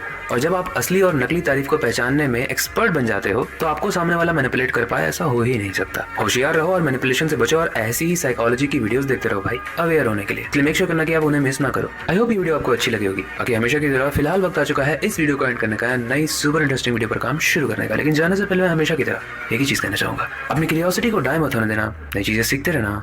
मिलते हैं अगली वीडियो में। एक बड़ी ही इंटरेस्टिंग बात बताता हूँ, ध्यान से सुनना। कल मैं YouTube पे एक वीडियो देख रहा था और वहाँ पर एक छोटा सा लड़का आके बोलता है कि उसको सब कुछ याद है जो उसके साथ पिछले जन्म में हुआ था, मतलब कहाँ वो पैदा हुआ था, किसने उसे मारा था, उसे सब कुछ याद है। एंड इवेंचुअली उस शो में ये भी दिखाया जाता है कि वो सही है, मतलब जिस बंदे ने उसे मार के दफनाया था उसको अपनी बॉडी तक याद है। अब आज के शो में मैं उस एपिसोड को डिस्कस नहीं करने वाला हूँ, लेकिन उस एपिसोड को देखने के बाद मेरे दिमाग में एक क्वेश्चन आया, क्या पुनर्जन्म सही में होता है? कई बार मतलब हमें भी लगता है कि एक इंसान जिसको हम देख रहे हैं, ऐसा लगता है कि हम इसे कभी मिल चुके हैं। मतलब कई बार ऐसे बहुत सारे इंसिडेंट्स होते हैं, बहुत सारी ऐसी जगहें होती हैं जहाँ पर ऐसा लगता है कि हम पहली बार नहीं आए हैं, पहले भी आ चुके हैं। तो क्या ये सब पुनर्जन्म की वजह से होता है? आज के एपिसोड में इसे बहुत ही इंटरेस्टिंग तरीके से समझने की कोशिश करेंगे। लेकिन उससे पहले हेलो गाइस, मेरा नाम है अविनाश कुमार और आप देख रहे हो सीखो ऑफिशियल शो ह्यूमन साइकोलॉजी। देखो, वैसे तो मैंने बहुत धार्मिक लोगों से भी इसके रिगार्डिंग बात की और उनका एक अलग मानना है। वो कहते हैं कि कुछ लोग मरने के बाद अपनी अधूरी इच्छाओं के साथ चले जाते हैं और जब उनकी इच्छाएं अधूरी रह जाती हैं तो उनकी आत्माएं वापस आती हैं इस धरती पे, लेकिन भूत बन के नहीं, पुनर्जन्म लेके। अब पुनर्जन्म को ना साइंस में रीइनकार्नेशन कहा जाता है, जो आपको बिल्कुल याद रखने की जरूरत नहीं है। और इसका मतलब सिंपल होता है, एक आत्मा एक शरीर को छोड़ के दूसरे शरीर में प्रवेश करे, जिसकी मेमोरी सेम हो, यादें सेम हो, सब कुछ उसे याद हो। और ये कॉन्सेप्ट हमें मिलता है हिंदू धर्म में, बुद्ध धर्म में और जैन धर्म में। धार्मिक ग्रंथों के हिसाब से आत्मा अमर होती है, कभी मरती नहीं है। और जो भी आप कर्म करते हो उसी के हिसाब से डिसाइड होता है कि आपका नेक्स्ट जन्म क्या होगा। अगर अच्छा कर्म है तो अच्छा जन्म होगा, अगर बुरा कर्म है तो बुरा जन्म होगा। बुरा जन्म इन द सेंस कि आप वापस से इंसानी योनि में नहीं जन्म लोगे, मतलब आप इंसान नहीं बनोगे, कभी मच्छर बनोगे, कभी मगरमच्छ बनोगे, आप ऐसी फालतू की चीजें बनोगे। और ये साइकिल चलता रहेगा जब तक आपको मोक्ष नहीं मिल जाता। मोक्ष का मतलब होता है कि एक आत्मा अब दोबारा इस धरती पे नहीं आएगी। और भागवत गीता में तो ये भी लिखा है कि जिस तरीके से इंसान पुराने कपड़े को बदलकर नए कपड़े पहनता है, वैसे ही आत्मा पुराने शरीर को छोड़कर नए शरीर में प्रवेश करती है, जो कि सेंसिबल भी लग रहा है। और ऐसे बहुत सारे केसेस भी हैं, जैसे मैंने आपको स्टार्टिंग में बताया था। जैसे इंडिया का एक 1930 का केस है जिसे शांति देवी केस के नाम से भी जाना जाता है। इसके बारे में आप जाके और रिसर्च कर सकते हो। दूसरा यूएसए के रायन हैमॉन्स का केस है। इसमें वो अपने पुरानी लाइफ की एग्जैक्ट डिटेल बताते हैं। लेकिन आज की वीडियो में जो सबसे इंटरेस्टिंग पार्ट है ना, वो ये है कि साइंस और साइकोलॉजी इसके बारे में क्या कहती है। देखो, साइंस के अकॉर्डिंग रीइनकार्नेशन यानी ये जो पुनर्जन्म होता है, इसका कोई सॉलिड प्रूफ नहीं है, क्योंकि देखो आत्मा का कोई फिजिकल एविडेंस नहीं है। आत्मा को आप मेजर नहीं कर सकते हो, स्केल से नाप नहीं सकते हो किसी भी आत्मा को। दूसरा है, न्यूरो साइंस कहता है कि जब आपका ब्रेन काम करना बंद कर देता है तो वहीं पर जिंदगी खत्म हो जाती है और उसी के साथ आपकी कॉन्शियसनेस यानी जो भी आपने अभी तक सीखा, जो भी आपके फेलियर्स थे, जो भी आपके अचीवमेंट थे, सब कुछ खत्म हो जाता है। तीसरी चीज है, साइंस मानता है कि मेमोरी का ट्रांसफर इम्पॉसिबल है, क्योंकि मेमोरीज जो होती है वो हमारे दिमाग के छोटे छोटे वायर्स जैसे न्यूरॉन्स में स्टोर होती है और मरने के बाद, जैसे मैंने बताया, दिमाग खत्म हो जाता है तो वो मेमोरीज भी डिस्ट्रॉय हो जाती हैं, क्योंकि न्यूरॉन्स डिस्ट्रॉय हो जाते हैं। लेकिन फिर कुछ बच्चे ऐसे कैसे आ जाते हैं जिनको पुरानी जिंदगी याद रहती है? इसका भी साइंस के पास एग्जाम्पल है, जिसके लिए एक भारी भरकम वर्ड भी है जो याद बिल्कुल मत रखना, लेकिन बता देता हूँ। साइकोलॉजी और साइंस इसको कहती है क्रिप्टोमनेशिया। मतलब हो सकता है किसी छोटे बच्चे ने कोई ऐसी मूवी देखी हो जिसके कुछ सीन्स उसके दिमाग में याद हो और उसी सीन को याद करके वो समझता है कि वो मेमोरी है, क्योंकि बच्चों में इतनी ज्यादा विजडम, इतनी ज्यादा चतुराई डेवलप नहीं हुई होती है। तो ऐसे केस में हो सकता है अगर वो अपने आसपास पुनर्जन्म बहुत ज्यादा सुन रहे हैं तो वो भी अपनी एक स्टोरी लेकर आ जाएं। दूसरा है कोइंसिडेंस। दुनिया में बिलियंस लोग हैं और काफी सारी स्टोरीज ऐसी होती हैं जो कोइंसिडेंस भी हो सकते हैं।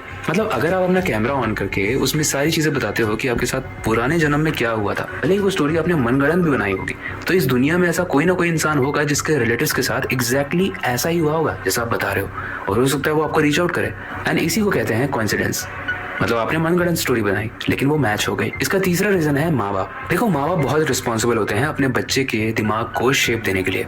अगर आप उसे अंधविश्वास या फिर ऐसी चीजें बताओगे तो उसके दिमाग में यही चीजें बैठेंगी, लेकिन अगर आप उसे साइंस और लॉजिक की चीजें बताओगे तो वो हर चीज में क्वेश्चन करना सीखेगा। और चौथा मूवमेंट जिसे साइंस भी एक ग्लिच मानता है वो है डेजा वू। ये आपने सुना होगा। ये दिमाग के न्यूरॉन्स का एक ग्लिच है और जो कई बार रियल वर्ल्ड से इतना मैच करती है कि हमें लगता है कि इस जगह पर तो हम पहले आ चुके हैं। ओके, बहुत सारी इन्फॉर्मेशन होगी इस वीडियो में। अब कुछ लॉजिकल सवाल पूछते हैं। अगर पुनर्जन्म के हिसाब से आत्मा ट्रांसफर होती है क्योंकि उसे मोक्ष नहीं मिलता है, तो पॉपुलेशन इतनी तेजी से क्यों बढ़ रही है? नई आत्माएं कहां से आ रही हैं अगर आत्मा मरती नहीं है तो? और इस दुनिया में ऐसे गिने चुने केसेस क्यों हैं जिनको अपनी पास्ट लाइफ याद है? ऐसे बहुत सारे केसेस होने चाहिए थे, क्योंकि पुनर्जन्म अगर सच में होता है तो देखो, मेरे हिसाब से अगर आप पुनर्जन्म में बिलीव भी करते हो तो वो गलत चीज नहीं है, क्योंकि साइंस इसे गलत तो प्रूफ नहीं कर पाया है। लेकिन ये कहा जा सकता है कि ये जो पुनर्जन्म वाला कॉन्सेप्ट है, यानी री इनकारनेशन वाला जो कॉन्सेप्ट है, वो लोगों को कंफर्ट देता है, लाइफ की एक मीनिंग देता है। जैसा करोगे वैसा जन्म होगा, इससे इंसान गलत काम करने से डरता है और डेथ का फियर भी कम होता है, क्योंकि पुनर्जन्म वाली स्टोरी सुन के हमें ये समझ में आता है कि ये अंत नहीं है। आई होप इस वीडियो में इस कॉम्प्लेक्स टॉपिक को मैंने बहुत ही आसानी से आपके दिमाग में उतार दिया होगा। इस वीडियो में मैंने सारी ही कॉम्प्लेक्स चीज़ों को अच्छे से रिसर्च करके आपको बहुत ही सिंपल तरीके से बताने की कोशिश की है। आई होप आपको समझ में आया होगा। लेकिन मैं ये जानने में बहुत ज़्यादा इंटरेस्टेड हूँ कि आप इस बारे में क्या सोचते हो।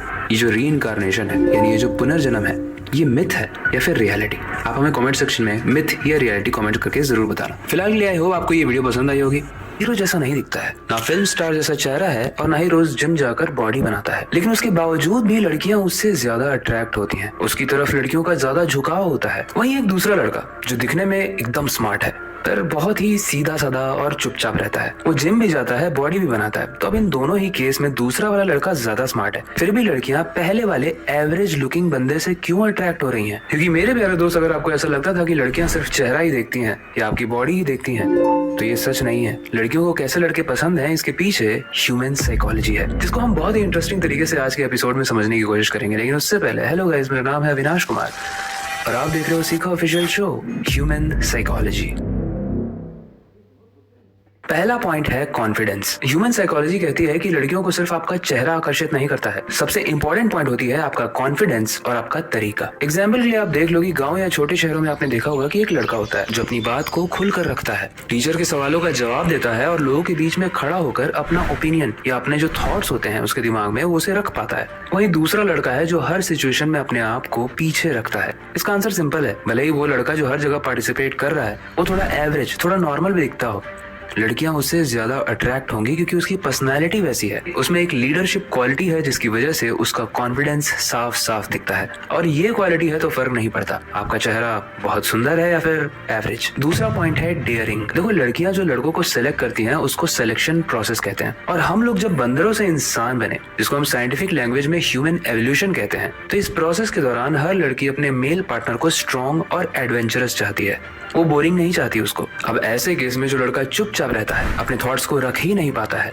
वो लड़की को बोरिंग लगने लगता है। वहीं दूसरा लड़का जो हंसी मजाक करता है, अपने एक्सप्रेशंस को अच्छे से दिखा पाता है, वो हर डिसीजन को लेने में आगे रहता है, भले ही उसमें रिस्क क्यों ना हो। और बात करने का तरीका भी उसका डिफरेंट है, रोबोट की तरह बात नहीं करता है। तो ऑब्वियसली एक लड़के में अगर ये सारे गुण हैं और वो एवरेज भी दिख रहा है तो लड़कियां उससे ज्यादा अट्रैक्ट होंगी। तीसरा पॉइंट है समझने की कोशिश करना। देखो, आपका चेहरा या किसी लड़की का चेहरा कितना भी सुंदर हो, वो 2 से 4 दिन में पुराना हो जाएगा, लेकिन जिस लड़के के अंदर लड़की को समझने के गुण होंगे, वो उस लड़की का मूड ठीक कर पाएगा, वो उस लड़की को बुरे समय में अच्छा फील करा पाएगा, वो उस लड़की को इम्पोर्टेंट और तुम इस दुनिया में जरूरी हो ये फील करा पाएगा, वो लड़का ऑब्वियसली किसी भी लड़की को ज्यादा पसंद आएगा। आप खुद ही देख लो एक छोटा सा एग्जाम्पल, अपने स्कूल में या कॉलेज में या फिर अपने ऑफिस में आपने देखा होगा कि अक्सर लड़कियां उन लड़कों को घेरे रखती हैं जो थोड़े से फनी होते हैं, थोड़े से माहौल को हल्का करना जानते हैं, और जो लड़के लड़कियों की रिस्पेक्ट करते हैं, क्योंकि लड़कियों के लिए उनकी रिस्पेक्ट बहुत जरूरी होती है।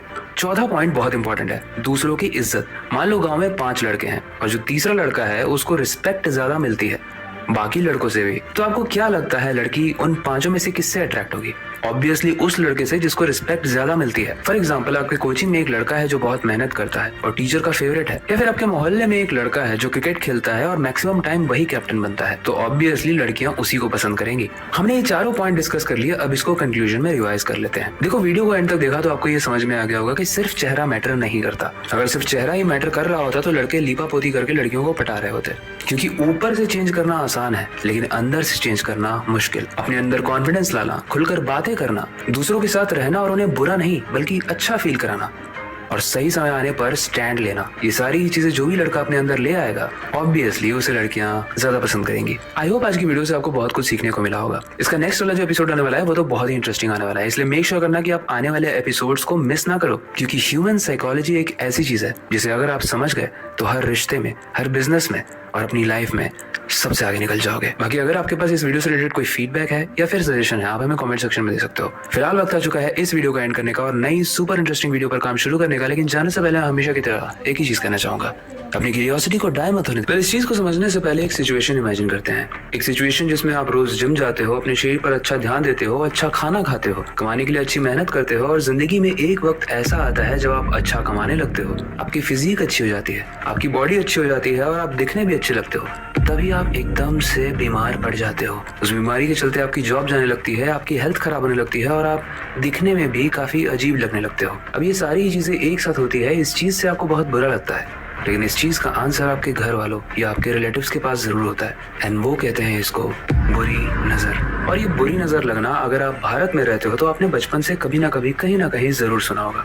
इसके अलावा घर में नींबू मिर्ची का टांग देना, बच्चों को काला टीका लगा देना या फिर किसी के सामने मिर्ची जला देना, ये सब कुछ बुरी नजर से बचाने के लिए किया जाता है। लेकिन आपने भी कभी ना कभी तो जरूर सोचा होगा, ये बुरी नजर सच में होता है या फिर हमारे दिमाग का एक गेम है। समझते हैं आज के एपिसोड में, लेकिन उससे पहले हेलो गाइस, मेरा नाम है अविनाश कुमार और आप देख रहे हो सीखो ऑफिशियल शो ह्यूमन साइकोलॉजी।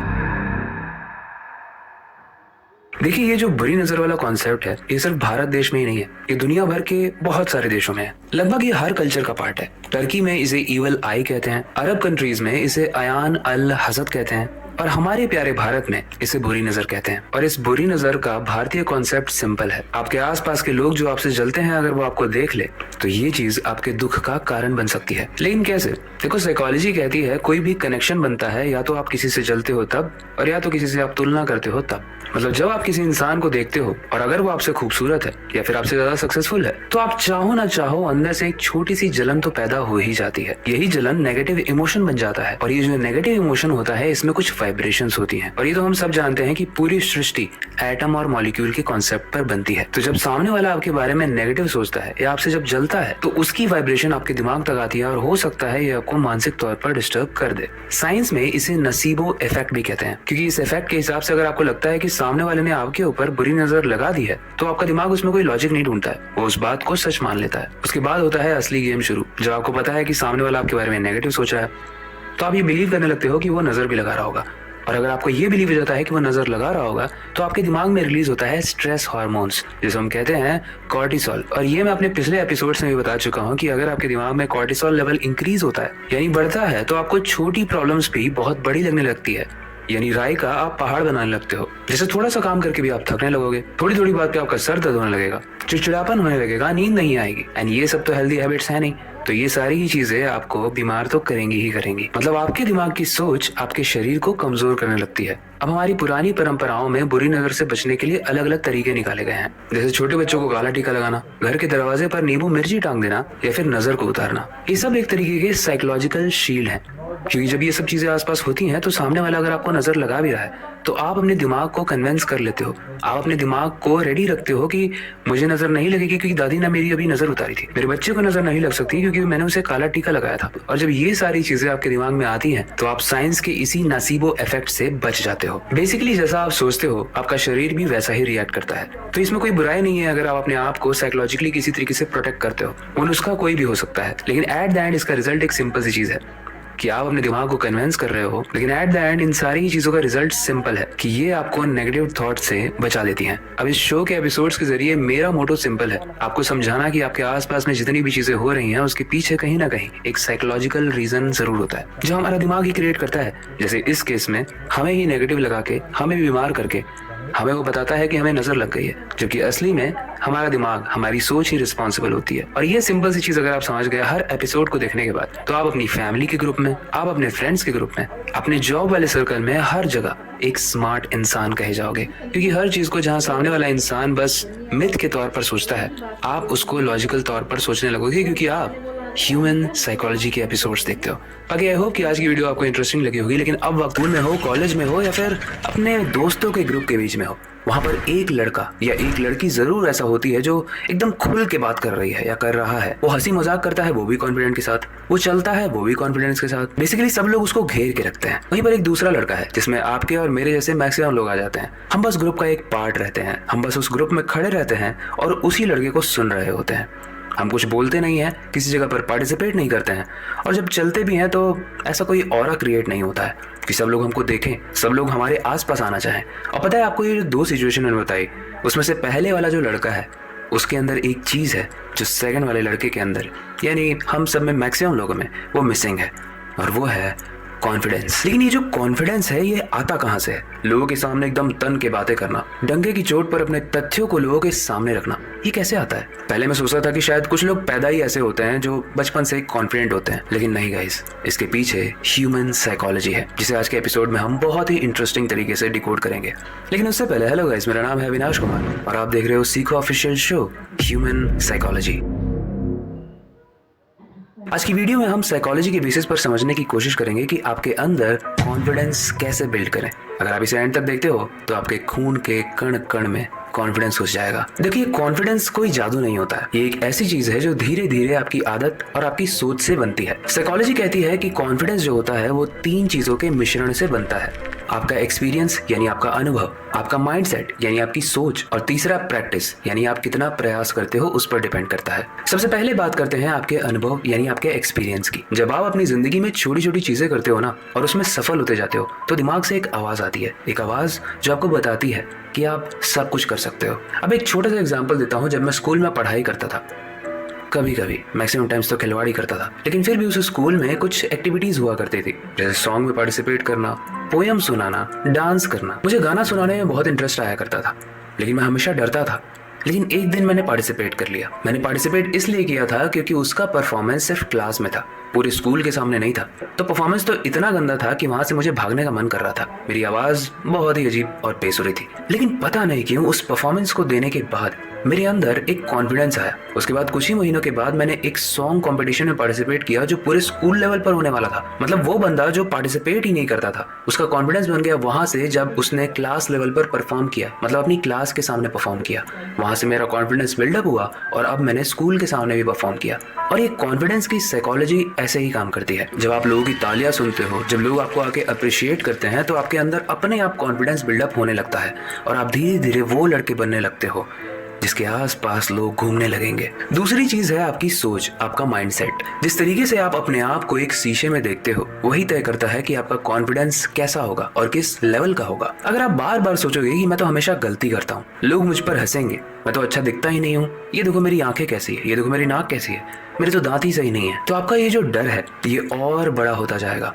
और इससे एनर्जी आपको नहीं लेकिन सामने वाले लोगों को मिलेगी, क्योंकि आप जब चलोगे तो आप बहुत नर्वस रहोगे। इससे सामने वाला बहुत ही ठाके लाकर आप पे हंस सकता है और आपके पास कुछ होगा ही नहीं कहने के लिए। लेकिन जिस दिन आप अपने माइंडसेट में एक स्विच लाते हो, आप कहने लगते हो कि चलो यार ट्राई करके देखते हैं, चलो यार खुद को बेहतर बना के देखते हैं। देखो, आप अपने फेस के स्ट्रक्चर को चेंज नहीं कर सकते, लेकिन अगर आप मोटे दिख रहे हो या पतले दिख रहे हो तो आप जिम ज्वाइन कर सकते हो। अगर आपको बोलना नहीं आता है तो आप पर्सनालिटी डेवलपमेंट की क्लासेस ज्वाइन कर सकते हो और हमारे एपिसोड्स को भी देख सकते हो। और अगर आपके अंदर कॉन्फिडेंस बिल्ड करना है तो आप पहले स्टेप को फॉलो कर सकते हो, एक्सपीरियंस को। आपकी लाइफ में ऐसे बहुत सारे स्टेजेस आएंगे जहां पर आपको पार्टिसिपेट करने का मौका मिलेगा, चाहे लीडर बनने का मौका हो, मॉनिटर बनने का मौका हो, किसी बिजनेस में प्रोजेक्ट को एक्सप्लेन करने का मौका हो, या फिर बस स्कूल में या कॉलेज में हाथ को उठाने का मौका हो। ये सारे ही मौके आपको छोड़ने नहीं है। भले ही आंसर आपका कितना भी गंदा हो, लोग आप पर हंस लें, लेकिन वो पहली और आखिरी बार होगा जब लोग आप पर हंसेंगे, क्योंकि उसके बाद कोई हंस ही नहीं पाएगा, क्योंकि उसके बाद आपके अंदर कॉन्फिडेंस आ चुका होगा। इसके बाद आते हैं तीसरे और आखिरी पॉइंट पे, और ये है प्रैक्टिस। देखो, जितना ज्यादा आप प्रैक्टिस करोगे उतना ज्यादा आपका डर कम होता जाएगा। और जिंदगी में आपके जितने भी छोटे छोटे काम अभी तक आपने सीखे हैं ना, वो प्रैक्टिस से ही सीखे हैं। चाहे आपका साइकिल चलाना हो या फिर आपका खुद से चलना हो। जब आप बच्चे थे तो आप चल थोड़ी पाते थे, आप डरते थे, लेकिन फिर भी आप धीरे धीरे चलने लगे क्योंकि आपने वो डर छोड़ा कि मैं गिर जाऊंगा। वैसे ही पब्लिक में बोलना, 4 लोगों के सामने बोलना, नया काम सीखना, नई स्किल सीखना, जैसे एडिटिंग, राइटिंग, वीडियो मेकिंग, कोई एग्जाम देना, किसी इंटरव्यू पे जाके देना, इंग्लिश बोलना, ये सारी चीजें आप जितना ज्यादा प्रैक्टिस करोगे उतना ज्यादा निखार आपके अंदर आता जाएगा। और जब ये तीनों ही चीजें आप मास्टर कर लोगे, यानी आपका एक्सपीरियंस, आपका माइंडसेट और आपकी प्रैक्टिस, तो आप वो लड़के बन जाओगे जिसके आसपास लोग हमेशा घूमेंगे और आपके पास हमेशा ऐसा कुछ होगा कहने को जिसे लोग सुनना चाहेंगे, भले ही वो नॉर्मली चीज क्यों ना हो, क्योंकि आपके पास एक ऐसा सीक्रेट है जो मैंने इस वीडियो में बताया है, और वो है कॉन्फिडेंस। और अंत में मैं एक बात कहना चाहता हूँ कि जितने भी सक्सेसफुल लोग हैं ना, चाहे एलॉन मस्क है, टाटा है, या फिर जितने भी लोग हैं, और जितने भी अनसक्सेसफुल लोग हैं, जो गरीब पैदा होते हैं और मरते भी गरीबी हैं, उन्हें बस एक ही फर्क होता है, वो रिस्क नहीं लेते हैं। वर्सेस वो लोग जो अमीर हो जाते हैं, भले ही वो पैदा गरीब हो, वो रिस्क लेते हैं और आगे बढ़ते हैं, और ये कॉन्फिडेंस भी उनमें अपने आप बिल्डअप होता है क्योंकि वो प्रैक्टिस करते रहते हैं। तो अगर आपको अपनी लाइफ में एक भीड़ का पार्ट नहीं रहना है बल्कि एक लीडर बनना है, तो आप इन सारे ही चीजों को प्रैक्टिस करोगे, वरना एक नॉर्मल इंसान की तरह इस वीडियो को देखकर भूल जाओगे। मेरा काम था बताना, क्योंकि साइकोलॉजी है ही इतनी इंटरेस्टिंग, ये आपकी जिंदगी के हर एक कॉन्सेप्ट को इतने अच्छे तरीके से डिकोड कर देगी कि आपको अपनी जिंदगी बिताने में बहुत ही आसानी होगी और आप हर चीज सीख पाओगे।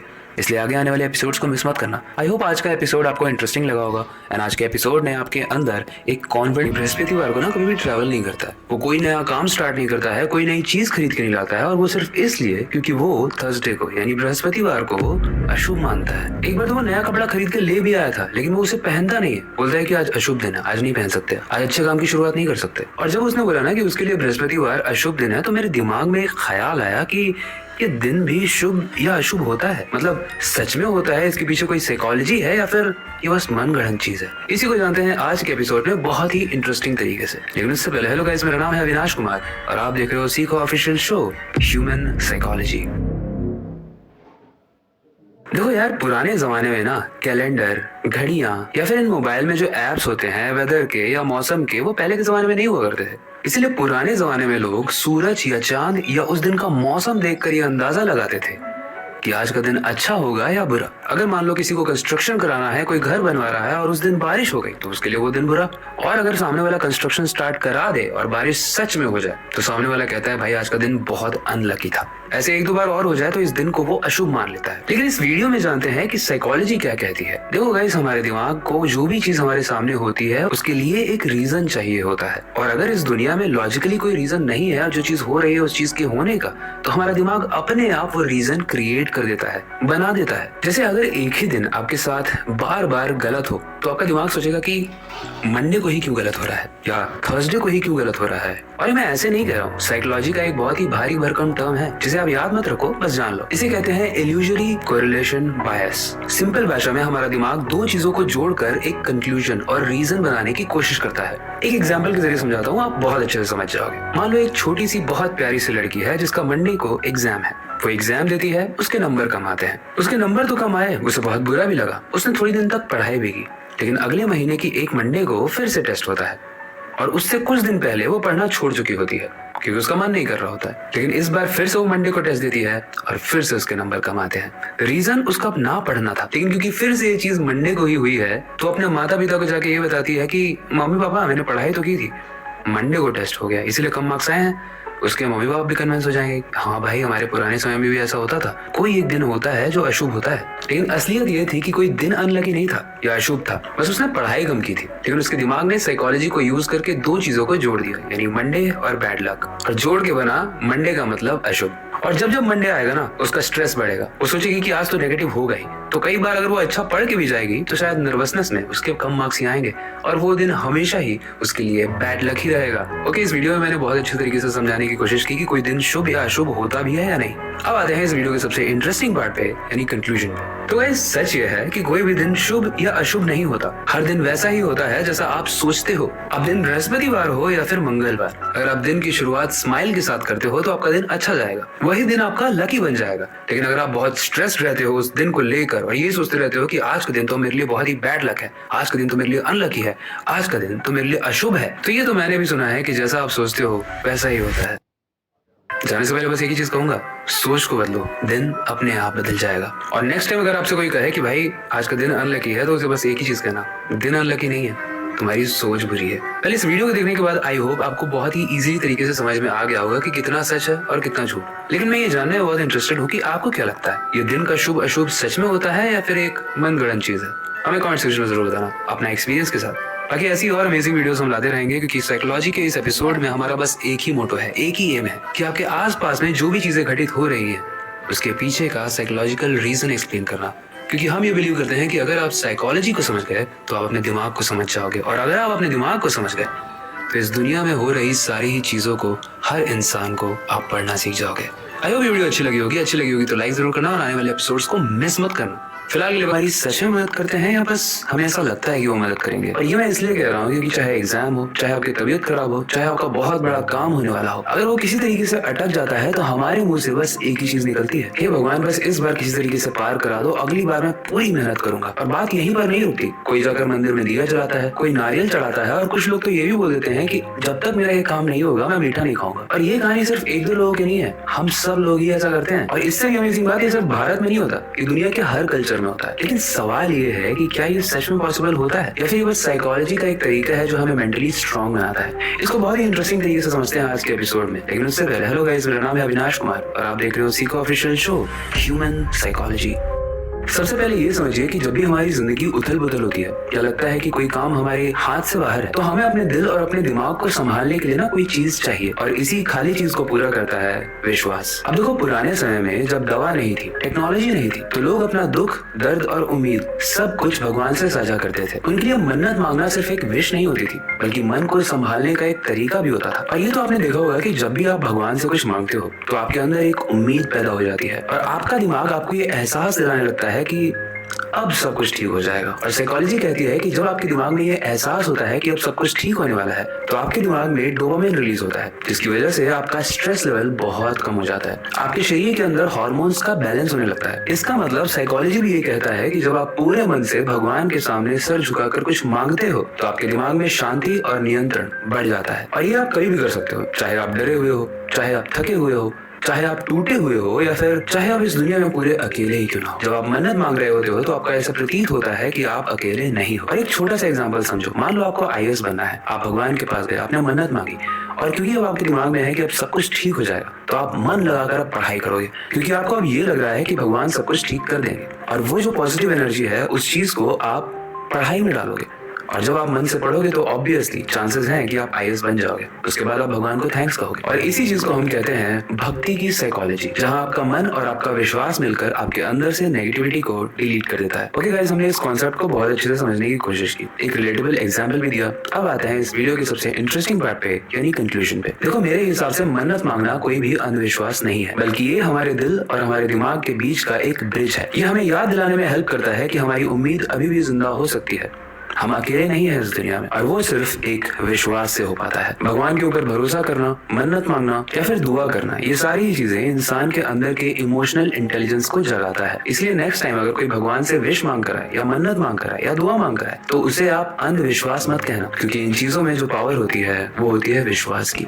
और ये चीज आपकी जिंदगी में सब कुछ अचीव करवा सकती है, क्योंकि ये पावर है आपके दिमाग की, ये पावर है साइकोलॉजी की। और इस शो की साइकोलॉजी के एपिसोड्स के जरिए हम यही समझाना चाहते हैं कि इस दुनिया में जो भी चीज घटित हो रही है उसके पीछे का दिमागी रीजन क्या है। क्योंकि अगर आप उन चीजों को जान गए तो आपने इस दुनिया में होने वाली हर चीज को बहुत ही अच्छे से। मेरा दोस्त मुझसे बोलता है कि मेरी लाइफ की सबसे बड़ी प्रॉब्लम मैं खुद ही हूँ। मैंने बोला क्यों भाई? तो बोला कि यार अविनाश, मैं हर चीज के बारे में ना बहुत ज्यादा सोचता हूँ। कोई रिप्लाई नहीं करे तो मैं सोचता हूँ कि मैंने क्या कुछ गलत बोला। कोई प्लान कैंसिल कर दे तो मैं सोचता हूँ कि शायद मैं उन्हें पसंद नहीं। और जब उसने मुझे ये बात बताई तो मुझे लगा कि ये चीज आप लोगों के साथ शेयर करनी चाहिए। और ये चीज ना सिर्फ उसके साथ नहीं, आप लोगों के साथ भी होती होगी, क्योंकि हमारा जो दिमाग होता है ना, वो एक ही चीज पर 10 अलग सिनेरियो बना लेता है। अगर ऐसा हो गया तो, अगर मैं गलत हो गया तो, अगर लोगों ने कुछ बोल दिया तो, और इससे रिलेटेड के न जाने कितनी सारी चीजें हम बस सोचते रह जाते हैं। और इसी चीज को वो कहते हैं जो आज टॉपिक भी है, यानी ओवर थिंकिंग। लेकिन इंटरेस्टिंग बात बताऊं, रिसर्च ये कहती है कि ओवर थिंकिंग एक वीकनेस नहीं होती, कई बार ये एक इंटेलिजेंस का साइड इफेक्ट भी होता है। कैसे? आज के एपिसोड में समझते हैं बहुत ही इंटरेस्टिंग तरीके से। लेकिन उससे पहले, हेलो गाइस, मेरा नाम है अविनाश कुमार और आप देख रहे हो Seiko official show human psychology. देखो, पुराने समय में जितने भी महान थिंकर्स थे, चाहे वो चाणक्य हो, बुद्ध हो या सोक्रेट्स हो, वो ये मानते थे कि सोचना जरूरी है, लेकिन सोच में खो जाना बर्बादी है। ये लाइन हो सकता है सिंपल हो, लेकिन बहुत पावरफुल है। हर समाज में कुछ लोग ऐसे होते थे जो डेंजर को पहले ही नोटिस कर लेते थे और वो हर पॉसिबिलिटी को कैलकुलेट करते थे, और इसी वजह से पुराने समय में वो अपनी ट्राइब या अपनी कम्युनिटी को सेफ रख पाते थे। और ये इसीलिए पॉसिबल हो पाता था क्योंकि वो ओवर थिंकिंग करते थे। यानी रात में जब कैंप लगाकर सब सो रहे होते थे तो वो कैलकुलेट करते थे कि कोई जानवर कहाँ से आ सकता है, कोई दूसरी ट्राइब का मेंबर कहाँ से आ सकता है, और इस कैलकुलेशन की वजह से ही वो अपने ट्राइब को सेफ रखते थे। यानी ओवर थिंकिंग पुराने समय से ही बहुत वैल्यूएबल रही है, लेकिन समय के साथ इंसान इवॉल्व होता गया, लेकिन ये ओवर थिंकिंग अभी भी है। लोग ज्यादा इसलिए सोचते हैं ताकि वो गलती होने से पहले ही उसका सोल्यूशन ढूंढ पाए, लेकिन आज के मॉडर्न वर्ल्ड में यही चीज कभी कभी हमारे लिए श्राप बन जाती है, क्योंकि अब हम जंगल में नहीं रहते, हम सोशल मीडिया में रहते हैं। पहले का डेंजर लाइन हुआ करता था, दूसरा राज्य हुआ करता था, लेकिन अब का डेंजर एक सीन मैसेज बन चुका है। यानी हमारे मैसेज को पढ़ने के बाद सामने वाला क्या सोच रहा है, इस चीज को सोच सोच के हम सोचते रह जाते हैं। लेकिन ये तो पुरानी बात है।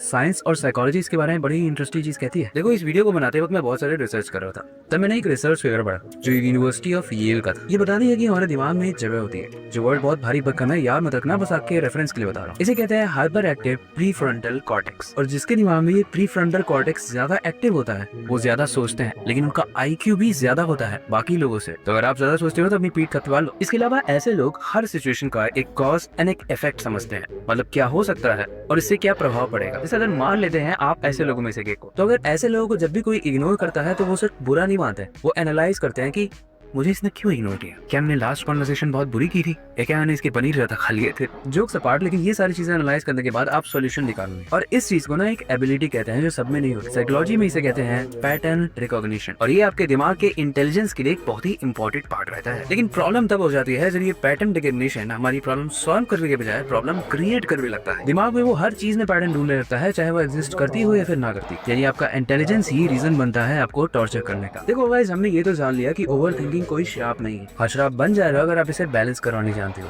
क्योंकि ओवर थिंकिंग तो एक बहुत ही अच्छी चीज है। ये तभी आती है जब आपके दिमाग में हाइपर एक्टिव प्रीफ्रंटल कॉर्टेक्स होता है। अगर आपके पास ये है, आप तो ब्लेस्ड हो, हर सिचुएशन का सोल्यूशन आप निकाल सकते हो इजीली, लेकिन इसको बैलेंस करना बहुत जरूरी है। इसीलिए इसको कंट्रोल करने के लिए साइकोलॉजी में 3 तरीके हैं। पहला है जो आप सोचते हो उसे लिखो, और जब आप ओवर थिंकिंग करते हो और उन चीजों को लिखते हो तो आपको समझ में आ जाएगा कि कौन सी चीज फालतू है और कौन सी चीज इंपॉर्टेंट है, और धीरे धीरे करके आपकी प्रैक्टिस बन जाएगी और आपका दिमाग ओवर थिंकिंग को बैलेंस करने के लिए ट्रेन हो जाएगा। दूसरा है एक्शन ओवर इमेजिनेशन, यानी हर टाइम बस सोचने के बजाय एक्शन लो। और तीसरा है इस लूप को लिमिट करो। फॉर एग्जांपल, अगर आपका मोबाइल टूट जाता है नीचे गिर के, वैसे भगवान अगर टूट जाए, खर्चा ज्यादा लग जाए, लेकिन फिर भी अगर वो मोबाइल टूट जाता है तो उसके बारे में बार बार सोचने से मतलब क्या हो, उस चीज का सोल्यूशन ढूंढो, उसको बार बार सोचो मत। और अगर वो टॉपिक बार बार आपके दिमाग में आ रहा है तो टॉपिक को चेंज करो, कोई और प्रॉब्लम के बारे में सोचो जिसका सोल्यूशन अभी बैंड नहीं है। आई होप आज की वीडियो आपको अच्छे से समझ में आई हो, और इसका निष्कर्ष एक ही चीज है कि ओवर थिंकिंग कोई वीकनेस नहीं। अगर आप इसे बैलेंस कर पाते हो तो आप इसे अपनी स्ट्रेंथ बना सकते हो और आप बाकी के लोगों से आगे निकल सकते हो। और यही तो हमारा मोटो भी है ना साइकोलॉजी के अकॉर्डिंग। साइकोलॉजी के हम एपिसोड बनाते हैं ताकि आपको अवेयर कर पाए कि आपके आसपास जो भी घटित हो रहा है वो क्यों हो रहा है, उसका रीजन क्या है और उसकी साइकोलॉजी क्या है। क्योंकि अगर आप साइकोलॉजी को समझ जाते हो तो आप अपने दिमाग को समझ जाते हो, और अगर आप अपने दिमाग को समझ जाते हो तो आप आसपास होने वाली सारी ही चीजों को अच्छे से समझ जाते हो। अगर ये वीडियो अच्छी लगी होगी तो इस वीडियो को लाइक जरूर करना, और आने वाले इंटरेस्टिंग एपिसोड्स को मिस बिल्कुल मत कर। फिलहाल के लिए वक्त आ चुका है इस वीडियो को एंड करने का और नई सुपर इंटरेस्टिंग वीडियो पर काम शुरू करने का। लेकिन जाने से पहले मैं हमेशा अपना फेवरेट कलर यानी ब्लैक कलर का शर्ट पहन के गया था। अब जैसे ही मैं उसकी शादी में गया, हम लोग बहुत अच्छे से मिले, लेकिन उसी के एक रिलेटिव ने बोला, बेटा ब्लैक शर्ट, बेटा शुभ मुहूर्त पे काले कपड़े नहीं पहनते, ये बैड लक होता है। और यहीं से मुझे आज का टॉपिक मिल गया कि कोई भी एक कलर बैड लक कैसे हो सकता है। देखो, हम सब ने कभी ना कभी कहीं ना कहीं ये बात जरूर सुनी होगी कि काला कपड़ा मत पहनो, बहुत बुरा होता है, स्पेशली शुभ मुहूर्त पे। चाहे स्कूल का फेयरवेल हो, जॉब का इंटरव्यू हो, या फिर आपके घर में कोई पूजा हो, काले कपड़े से लोग बहुत बचते हैं। लेकिन रियलिटी में ये सच है या फिर सिर्फ मान्यता है, वही आज के एपिसोड में समझेंगे। लेकिन उससे पहले, हेलो गाइस, मेरा नाम है अविनाश कुमार और आप देख रहे हो सीखा ऑफिशियल शो ह्यूमन साइकोलॉजी।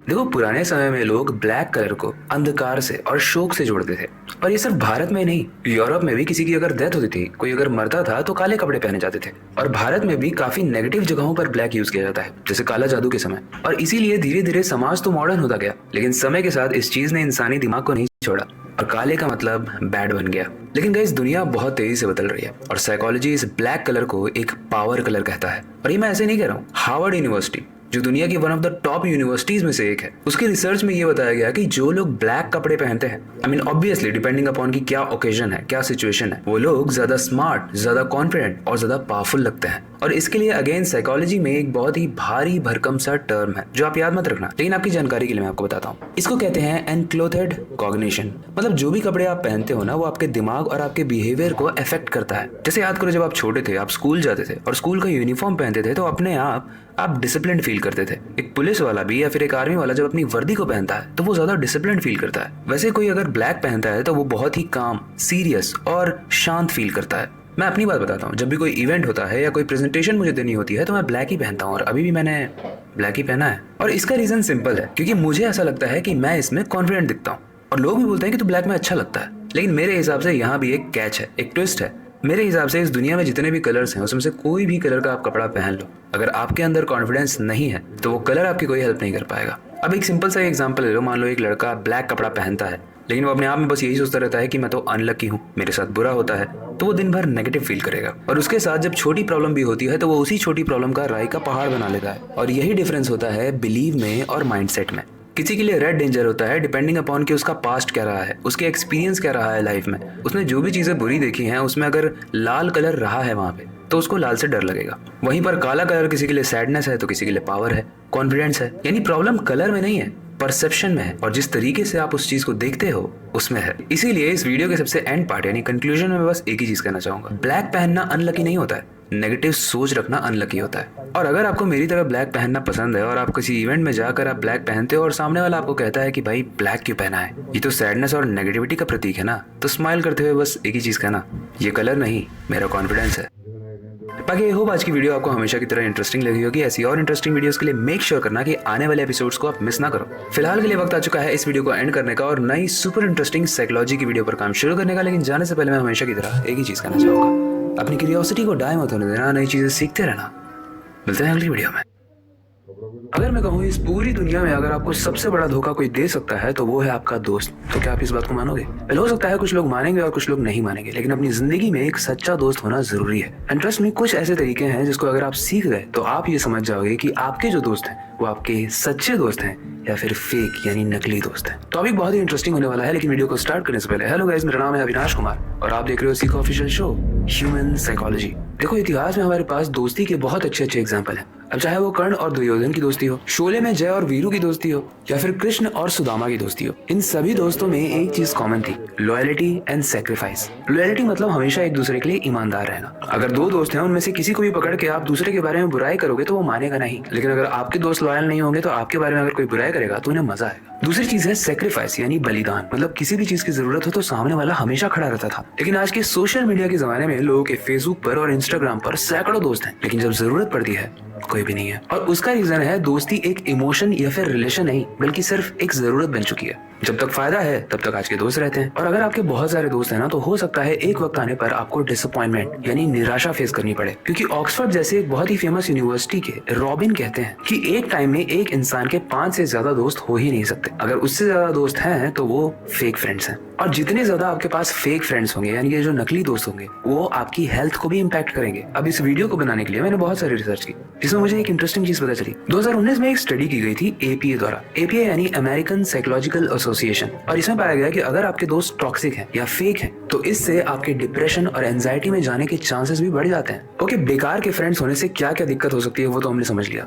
अब हम जान लेते हैं कि हम असली दोस्त को पहचानेंगे कैसे। पहला तरीका है ऑब्जर्व करो। अगर सिर्फ आप ही वो हो जो हमेशा कॉल या मैसेज करता है और सामने वाला जो आपका दोस्त है जिसे आप दोस्त मान रहे हो वो आपका दोस्त नहीं मान रहा है, वो 0 एफर्ट दे रहा है आप पे, तो हो सकता है वो आपका असली दोस्त ना हो। और इस चीज को आप टेस्ट भी कर सकते हो। एक हफ्ते के लिए अपने आप को कट ऑफ कर दो, ना उसको मैसेज करो ना कॉल करो, और देखो क्या वो आपको पूछ भी रहा है। दूसरा, वो अवेलेबल आपके लिए तभी रहते हैं जब वो चाहते हैं। जब उनको आपसे नोट्स चाहिए, आपसे पैसे चाहिए, आपसे कोई हेल्प चाहिए तो वो आ जाएंगे। लेकिन जब आपको उनकी जरूरत होती है तो वो बोल देते हैं कि यार मुझे तो यहाँ जाना है, मैं तो थोड़ा बिजी हूँ। तो आप समझ जाना कि वो भी एक फेक फ्रेंड है। तीसरा, आपके अच्छे दिनों में हमेशा वो आपके साथ रहेगा। मतलब आप जब ग्रो कर रहे होगे, आप पैसे कमा रहे होगे, तो वो हमेशा आपके साइड में खड़ा रहेगा। लेकिन जैसे ही आपका डाउनफॉल स्टार्ट हो गया, आपकी लाइफ में थोड़ा भी स्ट्रगल आने लगेगा, तो वो अपना पैर पीछे खींच लेगा। और मेरा पर्सनल फेवरेट, जिससे आप एग्जैक्टली समझ सकते हो कि ये बंदा आपको जाकर धोखा देगा या नहीं, ये है उस बंदे का 2 फेस होना। देखो, एक अच्छा दोस्त आपके बारे में बुराई कभी नहीं सुन पाएगा, भले ही आप वहां पर खड़े हो या फिर ना खड़े हो। लेकिन अगर आपका दोस्त आपके बारे में बुराई सुन रहा है तो कल जाके वो आपकी बुराई भी करेगा। इसका मतलब यही है कि आपकी वो रिस्पेक्ट नहीं करता है और आपको वो सच्चा दोस्त नहीं मानता है। और जितनी जल्दी इस टेस्ट को आप अपने दोस्त पे करोगे, उतना जल्दी आपको ये समझ में आ जाएगा कि आपका दोस्त असली है या फिर नकली। देखो, वीडियो को एंड करने से पहले मैं एक बहुत ही इंटरेस्टिंग सी बात बताता हूँ। अब भले ही जितनी भी स्टडीज हुई है उसमें ये बताया गया हो कि 5 दोस्त आप रख सकते हो, लेकिन मेरे हिसाब से आपके पास 1 या 2 दोस्त होने चाहिए। ऐसे दोस्त जो जरूरत पड़े तो आपके साथ खड़े हो, ना सिर्फ आपके अच्छे सिचुएशन में बल्कि आपके बुरे सिचुएशन में भी। और अगर दो से ज्यादा अच्छे दोस्त हैं तब तो आप बहुत ब्लेस्ड हो। बाकी आपके पास कितने अच्छे दोस्त हैं आप हमें कमेंट सेक्शन में जरूर बताना, और अगर दोस्त नहीं है तो वो भी आप बताना, क्योंकि वाहियात और फेक फ्रेंड्स होने से अच्छा है आप बस अपनी फैमिली से ही दोस्ती करो। आई होप आज की वीडियो आपको इंटरेस्टिंग लगी होगी। ऐसी और इंटरेस्टिंग वीडियोस आने वाले एपिसोड्स में आने वाली है, इसलिए मिस मत करना। इस वीडियो को लाइक कर देना, और आपका कोई भी फीडबैक है तो आप हमें कमेंट सेक्शन में बता सकते हो। फिलहाल के लिए वक्त आ चुका है इस वीडियो को एंड करने का, और ये लाइन हमें बताती है कि जैसा कर्म हम करेंगे वैसा ही फल हमें मिलेगा। लेकिन क्या ये जैसा करोगे वैसा भरोगे वाली लाइन जो है वो बस एक डायलॉग है, या कर्मा का चक्कर सच में होता है? क्या हम जो करते हैं वो चाहे अच्छा हो या फिर बुरा, वो वापस आता है? आज हम ये कर्म या फिर कर्मा वाले कॉन्सेप्ट को बड़े ही इंटरेस्टिंग तरीके से साइकोलॉजी के बेसिस पर समझने की कोशिश करेंगे। लेकिन वीडियो को स्टार्ट करने से पहले, हेलो गाइस, मेरा नाम है अविनाश कुमार और आप देख रहे हो सीखो ऑफिशियल शो ह्यूमन साइकोलॉजी। देखो, सबसे पहले ये जान लो कि कर्मा एक संस्कृत वर्ड है। इसका मतलब होता है आप जो भी एक्शन लेते हो या फिर जो भी करते हो वो आपका कर्मा होता है। हिंदू, बुद्धिस्ट या फिर जैन फिलॉसफी के हिसाब से हर इंसान के हर एक एक्शन का एक रिएक्शन होता है। अगर आप किसी भी इंसान के साथ अच्छा करोगे ना, तो ये यूनिवर्स, ये ब्रह्मांड किसी ना किसी फॉर्म में वो अच्छाई आपको वापस कर देता है। और अगर आप किसी के साथ कुछ बुरा करोगे तो यही ब्रह्मांड आपके साथ कुछ बुरा भी कर देता है। और इसीलिए कुछ लोग कहते भी हैं कि ये जो कर्मा है ये यूनिवर्स की किताब का एक वर्ड है। आगे की वीडियो और इंटरेस्टिंग है, इसलिए ध्यान से सुनना। देखो, कर्म जो है वो भी ईस्टर्न फिलॉसफी के हिसाब से 3 तरीके के होते हैं। पहला है संचिता कर्मा, यानी पिछले जन्म में आपने जो भी किया है वो वाला कर्म। दूसरा है प्रारब्ध कर्मा, यानी जो भी आप इस लाइफ में कर रहे हो, बेसिकली आपकी डेस्टिनी। और तीसरा है क्रिया माना कर्मा, यानी राइट नाउ अभी आप जो भी कर रहे हो वो आने वाले फ्यूचर का रिजल्ट डिसाइड करेगा। और यही 3 कर्म मिलकर आपकी लाइफ का एक पैटर्न बनाते हैं। लोग अक्सर कहते हैं ना कि अगर तुमने किसी के साथ बुरा किया है तो तुम्हारे साथ भी बुरा जरूर होगा। कई लोगों के साथ बुरा एग्जैक्टली उसी वक्त नहीं होता है, लेकिन कुछ समय के बाद जरूर होता है। और अंग्रेजी में तो एक बहुत ही फेमस एक कहावत भी है, what goes around comes around. लेकिन अब इस वीडियो का सबसे इंटरेस्टिंग पार्ट, लोग क्या कहते हैं वो तो हमने जान लिया, साइंस और साइकोलॉजी क्या कहता है अब वो जानते हैं। देखो, साइंस में बहुत सारी रिसर्च हुई है, लेकिन एक भी रिसर्च में ये जो कॉस्मिक कर्मा होता है उसका कोई भी एविडेंस या प्रूफ नहीं मिला है। लेकिन कुछ साइकोलॉजिकल और सोशल कॉन्सेप्ट्स हैं जो कर्मा की जैसे ही बिहेव करते हैं। जैसे साइंस की बुक में बचपन में हम सब ने पढ़ा है न्यूटन्स का 3rd लॉ, और ये कहता है कि हर एक एक्शन जो आप करते हो उसका इक्वल एंड अपोजिट रिएक्शन भी होता है। इसके बाद दूसरा आता है कज एंड इफेक्ट प्रिंसिपल, जहाँ साइकोलॉजी कहती है कि अगर आपका बिहेवियर पॉजिटिव होगा तो आपको रिजल्ट भी पॉजिटिव मिलेंगे। और तीसरी थ्योरी है रेसिप्रोसिटी, जब आप किसी की भी हेल्प करते हो तो नेचुरली आपके आसपास के लोग या फिर वो बंदा आपकी हेल्प जरूर करेगा। और ये एक सोशल रूल है, कोई इनविजिबल फोर्स नहीं। इसके बाद साइकोलॉजी का एक बहुत ही अच्छा सा टर्म है जो आपको याद रखने की जरूरत नहीं है, लेकिन ये काफी सारे क्वेश्चंस का आंसर है, और ये है कंफर्मेशन बायस। हम सिर्फ उन मोमेंट्स को या उन सिचुएशंस को याद रखते हैं जहां पर हमारा कर्मा काम कर गया है। जैसे कोई इंसान है जिसने किसी के साथ बुरा किया, किसी के साथ धोखा किया, किसी को चीट किया, और उसके साथ जब बुरा होता है तो हमारे दिमाग में बस एक ही चीज स्ट्राइक होती है, इसको कर्म का फल मिला है, क्योंकि इसने उसके साथ बुरा किया, अब इसके साथ बुरा हुआ है। लेकिन अगर एक इंसान किसी दूसरे इंसान के साथ बुरा करता है और पहले वाले इंसान के साथ कुछ बुरा नहीं भी होता है, तो उस चीज को हम भूल जाते हैं और हमारा दिमाग सबकॉन्शियसली उस टाइम का वेट करता है जब उसके साथ बुरा होगा। क्योंकि साइकोलॉजी के बेसिस पर कंफर्मेशन बायस ऐसा ही होता है।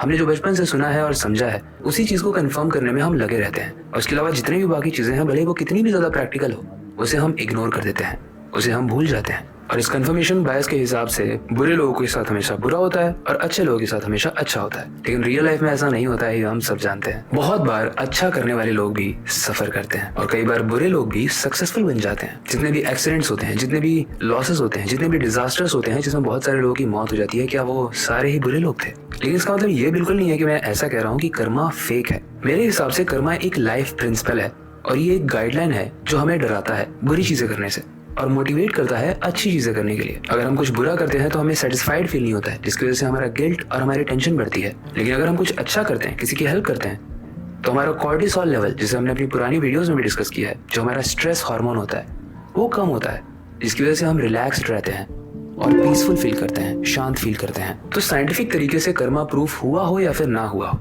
साइकोलॉजिकल तरीके से ये हमारी लाइफ का एक बहुत ही इंपॉर्टेंट गाइड है। मेरे हिसाब से ये जो कर्मा है ये कोई कॉस्मिक फोर्स नहीं है, बल्कि ये एक माइंडसेट है, एक ऐसा माइंडसेट जो हमें बेटर इंसान बनाने में हेल्प करता है। इसका एक सिंपल सा फॉर्मूला है जो आप याद रखो, अच्छा करो बिना किसी एक्सपेक्टेशन के साथ। और इसके बाद ये जो इतना बड़ा ब्रह्मांड है वो आपको रिवॉर्ड, अवार्ड या फिर अप्रिशिएट करे ना करे, आपके आसपास के लोग अप्रिशिएट करें ना करें, लेकिन आपका दिमाग शांत रहेगा, आपको अच्छा फील होगा और आप एक अच्छे इंसान बनोगे। आई होप इस वीडियो में जिस तरीके से मैंने कर्मा के कॉन्सेप्ट को समझाया है आपको समझ में आया होगा। बाकी आप कितना कर्मा में बिलीव करते हो उसे हमें कमेंट सेक्शन में बताना। आप कोई ऐसा इंसिडेंट भी बता सकते हो जिसमें आपको ऐसा फील हुआ हो कि जिसने जैसा किया वैसा उसको मिला। हम आगे आने वाली स्टोरीज में उस इंसिडेंट को कवर कर लेंगे। बाकी आई होप आज की कर्मा वाली साइकोलॉजी आपको समझ में आई होगी, क्योंकि अगर आप साइकोलॉजी को समझ जाते हो तो आप अपने दिमाग को समझ जाते हो, और अगर आप अपने दिमाग को समझ जाते हो तो आप अपने आसपास में होने वाली सारी चीजों को अच्छे से समझ जाते हो।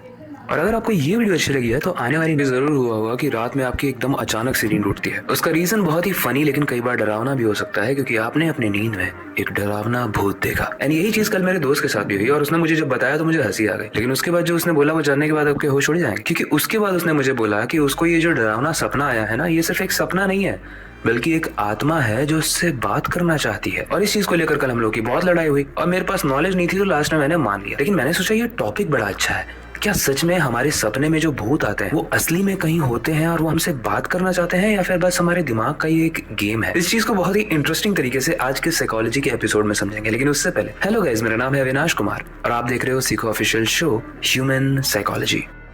देखो गाइस, पुराने समय में ऐसा माना जाता था कि जिन लोगों की इच्छाएं पूरी नहीं होती थी और वो मर जाते थे, और फिर वो पूर्वज अपने फैमिली मेंबर्स से मिलने के लिए आते थे, मतलब सामने सामने नहीं लेकिन सपनों में। और सपनों में वो जो भी कहते थे वो पुराने समय के लोग मानते भी थे और उसके बेसिस पर एक्शन भी लेते थे। कब लड़ाई लड़नी है, कब पूजा करनी है, कब कोई शुभ काम शुरू करना है और कब अशुभ काम होने वाला है। और ये सिर्फ पहले की बात नहीं है, आज भी भारत के कुछ ऐसे क्षेत्रों में जैसे बंगाल, असम, उड़ीसा, ऐसी जगहों पर जब लोगों को भूत के सपने आते हैं तो लोग उसका पूजा पाठ करवाते हैं। लेकिन ये तो आप भी मानोगे कि पहले के जमाने में साइंस इतनी डेवलप नहीं थी, साइकोलॉजी लोग नहीं जानते थे, और विज्ञान से दूर दूर तक नाता ना होने की वजह से जो भी अजीब चीजें होती थी ना, उस चीज को वो लोग पैरानॉर्मल या फिर भूतिया मान लेते थे। जैसे कोई चीज अगर बहुत दूर से चमक रही है तो हो सकता है वो आत्मा हो, या फिर कई बार टेबल या फिर आपका जहाँ पर ड्रेस टंगा हुआ है वो अपने आप अगर गिर जाए तो वो भूत ने गिरा है, जबकि उसका रीजन होता है ग्रेविटी, या फिर आपने सही से नहीं टांगा होगा, वो पहले से खिसक रहा होगा। और क्योंकि सपना जो है ना, उसे आज तक कोई भी अच्छे तरीके से क्लैरिफाई नहीं कर पाया है, और पुराने समय में तो इसको और मिस्टीरियस माना जाता था। इसीलिए समय के साथ लोगों ने इसे आत्मा का एक मैसेज बना दिया जब भी वो सपने में किसी आत्मा या भूत को देखते थे। लेकिन अब आता है इस वीडियो में ट्विस्ट, क्योंकि अब हम बात करने वाले हैं साइंस और साइकोलॉजी क्या कहती है। देखो, साइकोलॉजी में एक टर्म होता है फियर ड्रीमिंग। जब भी आप ऐसे कंटेंट को देखते हो, ऐसी बुक्स को पढ़ते हो, ऐसे आर्टिकल्स को पढ़ते हो जिसमें हो सकता है आपको इंटरेस्ट हो, लेकिन उसकी जो कैटेगरी है वो कहीं ना कहीं मिस्टीरियस या फिर हॉरर हो, तो वो आपके सबकॉन्शियस माइंड में फिट हो जाता है, और इसी चीज का रिफ्लेक्शन आपके सपने में दिखता है। और ये चीज और ज्यादा बढ़ जाती है जब आपका दिन थकान भरा हो, जब आप दिन भर में बहुत स्ट्रेस से गुजरे हो, वैसी डरावनी मैगजीन्स पढ़ी हो, या फिर किसी भी तरीके का आपका इमोशनल ब्रेकडाउन हुआ, तो आपको विजुअल फॉरेन में वैसे सपने दिखते हैं। और साइकोलॉजी में एक और टर्म है नाइटमेयर साइकिल। कई बार ऐसा होता है जब हम सो तो रहे होते हैं लेकिन बॉडी पूरी तरीके से रिलैक्स नहीं होती, और ये तभी होता है जब आपकी लाइफ में बहुत स्ट्रेस भरा हो। अब देखो, आप कितना भी सो जाओ लेकिन आपका ब्रेन कभी नहीं सोता, क्योंकि ब्रेन तभी सोता है जब आप मर जाते हो। तो ऐसे केस में ब्रेन कुछ स्ट्रेस सिग्नल्स भेजता रहता है, और जब सपने में भी आप स्ट्रेस में हो ना, तो कई बार ऐसा होता है जैसे आप बहुत तेजी से गिर रहे हो, या आपका कोई पीछा कर रहा है, या कोई भूत है जो आपसे बात करना चाह रहा है, और ऐसे केस में आप बहुत चिल्लाते हो, आपको पसीना आने लगता है, क्योंकि आपको एकदम रियल फील होता है, लेकिन तब भी आप कुछ कर नहीं पाते हो। यानी इस टर्म को साइकोलॉजी में कहते हैं स्लीप पैरालिसिस। यानी करना आप बहुत कुछ चाहते हो, आप महसूस कर पा रहे हो लेकिन मूवमेंट नहीं कर पा रहे। लेकिन पुराने समय में लोगों को इस स्लीप पैरालिसिस के बारे में नहीं पता, तो वो कहते थे कि उस बंदे के ऊपर भूत आ गया है। मानो कोई डर के एकदम बैठ जाए और उसके मुंह में पूरा पसीना है, तो पहले के लोग बोलते थे कि इसने भूत देखा है, लेकिन असल में ये सिर्फ माइंड का एक ग्लिच है। अब इस टॉपिक को लेकर जब मैंने इंटरनेट पे और ज्यादा पढ़ा तो मेरे सामने एक रिसर्च आई जिसमें बताया गया कि 8 लोगों पर एक एक्सपेरिमेंट किया गया था, और ये वही 8 लोग थे जिनको डरावने सपने आते थे। उसके बाद ये लोग ये भी मानते थे कि भूत का साया है इनके ऊपर। लेकिन साइंटिस्ट के गाइडेंस में जब इनके ऊपर एक्सपेरिमेंट किया गया तो इन्हें गाइडलाइन दी गई कि आप लोगों को मेडिटेशन करना है और प्रॉपर स्लीप लेनी है। और उसके बाद हुआ ये कि 80% लोग एकदम ठीक हो गए, यानी उनके जो ये बुरे सपने आते थे, डरावने सपने आते थे, भूतों से जो ये बातें करते थे, ये सब खत्म। और एक और इंटरेस्टिंग फैक्ट है कि जब ये एक्सपेरिमेंट चल रहा था, लगभग 30 दिन तक ये चला था, तो उन लोगों को ये स्कैरी मूवीज, डरावनी आर्टिकल्स पढ़ना मना था, ताकि उनके सबकॉन्शियस माइंड में कोई भी फालतू चीजें फिट ना हो। तो ये इस वीडियो का एंड है, लेकिन आई बेट कि आपको जो चीज मैं समझाना चाहता हूँ वो आप जरूर समझ गए होंगे। एंड जिस दोस्त से मेरी कल लड़ाई हुई थी उसको भी मैं ये वीडियो दिखाने वाला हूँ,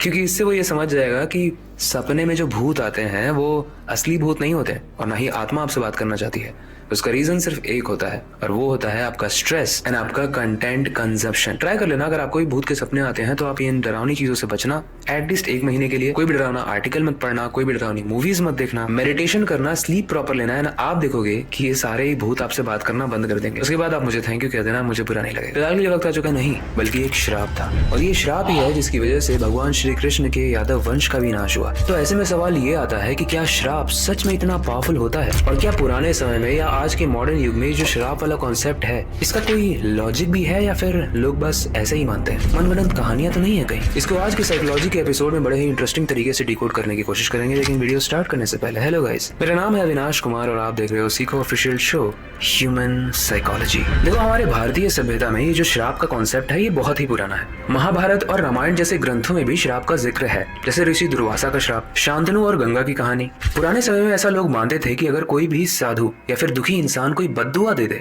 तो उस श्राप का असर पक्का होता है। लेकिन मान लो अगर आप एक कुंभ के मेले में गए हो या फिर बनारस के मणिकर्णिका घाट पर गए हो जहाँ पर बहुत ही सिद्ध साधु बैठते हैं, ऐसा माना जाता है, तो क्या किसी वजह से अगर आप उनको तंग कर देते हो या ऐसी कोई सिचुएशन क्रिएट हो जाती है जिसकी वजह से उनको अपने तपस्या से तुम्हें हटाना पड़ता है तो वो आपको श्राप दे देंगे और आपको लग जाएगा? वेल, इस क्वेश्चन का आंसर आपको वीडियो के एंड तक जरूर मिल जाएगा, इसलिए देखना जरूर। देखो, पहले के जमाने में लोग कर्म और आपकी एनर्जी को एक ही मानते थे, उसको कनेक्टेड मानते थे। अगर किसी भी इंसान को आप खुश करते हो, उसका माइंडसेट पॉजिटिव करते हो, तो उसके मुंह से जो निकलता है उसे हम आशीर्वाद कहते हैं। लेकिन अगर आप किसी इंसान को दुखी करते हो, किसी इंसान का नेगेटिव माइंडसेट क्रिएट करते हो, तो उसके मुंह से जो निकलता है वो अक्सर श्राप कहलाता है। और क्योंकि पुराने समय में ये जो बिलीफ सिस्टम था, भगवान पर, श्राप पर, बद्दुआ पर, ये सब कुछ बहुत ज्यादा था, तो ऐसे में श्राप से बचने का तरीका बस एक ही था, गलत काम करो ही मत, यानी पाप से दूर रहो। लेकिन अब आता है इस वीडियो का वो पार्ट जिसका आप सब वेट कर रहे थे, यानी साइकोलॉजी या साइंस क्या कहती है इसके बारे में। देखो, साइकोलॉजी में एक बहुत ही इंटरेस्टिंग सा स्टेटमेंट है जिसको आपको याद रखने की जरूरत नहीं है। इसमें कहा जाता है कि words don't have power until your mind believes them, यानी किसी भी इंसान के कहे हुए शब्द में पावर तब तक नहीं आती है जब तक आप उसे नहीं मान लेते हो। एक छोटा सा एग्जांपल लेते हैं, मान लो आप पढ़ाई करते ही नहीं हो और ऐसे केस में अगर आप मणिकर्णिका घाट पर जाकर किसी साधु को डिस्टर्ब कर देते हो किसी वजह से, और वैसे में वो कुछ बड़बड़ा देता है जो आपको क्लियरली सुनाई भी नहीं देता है, और फिर कुछ महीनों के बाद जब आपका फाइनल रिजल्ट आता है उसमें आप फेल हो जाते हो या फिर आप सेलेक्ट नहीं होते हो या आपकी जॉब नहीं लगती है, आप इंटरव्यू क्रैक नहीं कर पाते हो, तो आप बस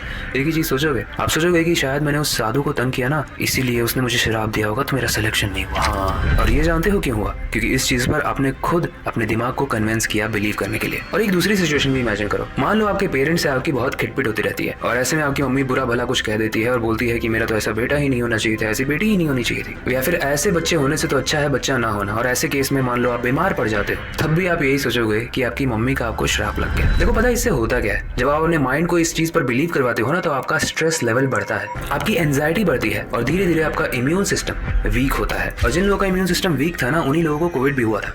इसका मतलब इम्यून सिस्टम रिस्पॉन्सिबल है आपकी बीमारी के लिए, ना कि कोई श्राप। यानी ये जो श्राप है इसका इफेक्ट हो सकता है हो, लेकिन उसका रीजन जिसने बोला है वो नहीं है, उसका रीजन आप खुद हो, क्योंकि आपने अपने दिमाग को नेगेटिव कर दिया। इसी चीज को साइकोलॉजी में नोसीबो इफेक्ट भी कहते हैं, जिसके बारे में हमने अपनी साइकोलॉजी की प्रीवियस एपिसोड्स में बात की है। आई होप आपने हमारे सारे ही एपिसोड्स देखे होंगे, बहुत इंटरेस्टिंग है, जाकर जरूर देखना। बेसिकली मैं ये कह रहा हूँ कि जब आप नेगेटिव चीज पर बिलीव कर लेते हो तो आपका दिमाग वैसा ही रिएक्शन क्रिएट करता है। आपका दिमाग आपको ऐसा फील कराता है जैसे ये चीजें सच में होती है। और ये तो साइंस भी मानती है कि जब आप ऐसा फील करते हो कि आप बीमार हो गए हो तो आप सच में बीमार हो भी जाते हो। और कई सारे तो रिसर्चेस में ऐसा भी पाया गया है कि जो एम्प्लॉइज या जो बच्चे स्कूल या फिर ऑफिस ये बोल के नहीं जाते हैं कि आज मैं बीमार हूँ, तो अक्सर ऐसा देखा गया है कि अगले दिन वो बीमार हो गए हैं, क्योंकि हमारा दिमाग काम ऐसे ही करता है, उसको जो भी आप बिलीव करवाओगे वो उस चीज को मान लेगा। ओके, ठीक है, आई होप मैंने बहुत ही इंटरेस्टिंग तरीके से आपको समझा दिया कि श्राप होता है या फिर नहीं होता है। अब आते हैं इस वीडियो के कंक्लूजन पे, आपका काम सिंपल करने के लिए। देखो, साइकोलॉजिकल नजरिए से देखा जाए तो श्राप सिर्फ एक साइकोलॉजिकल रिएक्शन है, ये किसी तरीके का जादू या सुपर नेचुरल चीज नहीं है कि लो मैंने श्राप दे दिया तुम्हें। लेकिन अगर आपका इंटेंट प्योर है, आप किसी का बुरा नहीं चाहते हो, आपने कुछ बुरा किया भी नहीं है, तो आप इस चीज पर कंट्रोल कर सकते हो, क्योंकि सामने वाला आपको कितना भी नेगेटिव बोले, अगर आपने उसके साथ बुरा नहीं किया है या फिर आपने आसपास के किसी भी लोगों के साथ कभी बुरा किया ही नहीं है, तो आपको ये डर होगा ही नहीं कि किसी भी इंसान का नेगेटिव वर्ड आपको लगेगा। एक चीज ध्यान रखो कि महाभारत में भी कहा गया था कि अगर आप धर्म का पालन करते हो, यानी वो करते हो जो चीज सही है, तो इस दुनिया की कोई भी ताकत आपका कुछ नहीं बिगाड़ सकती, भले ही वो किसी भी महासिद्ध इंसान का दिया गया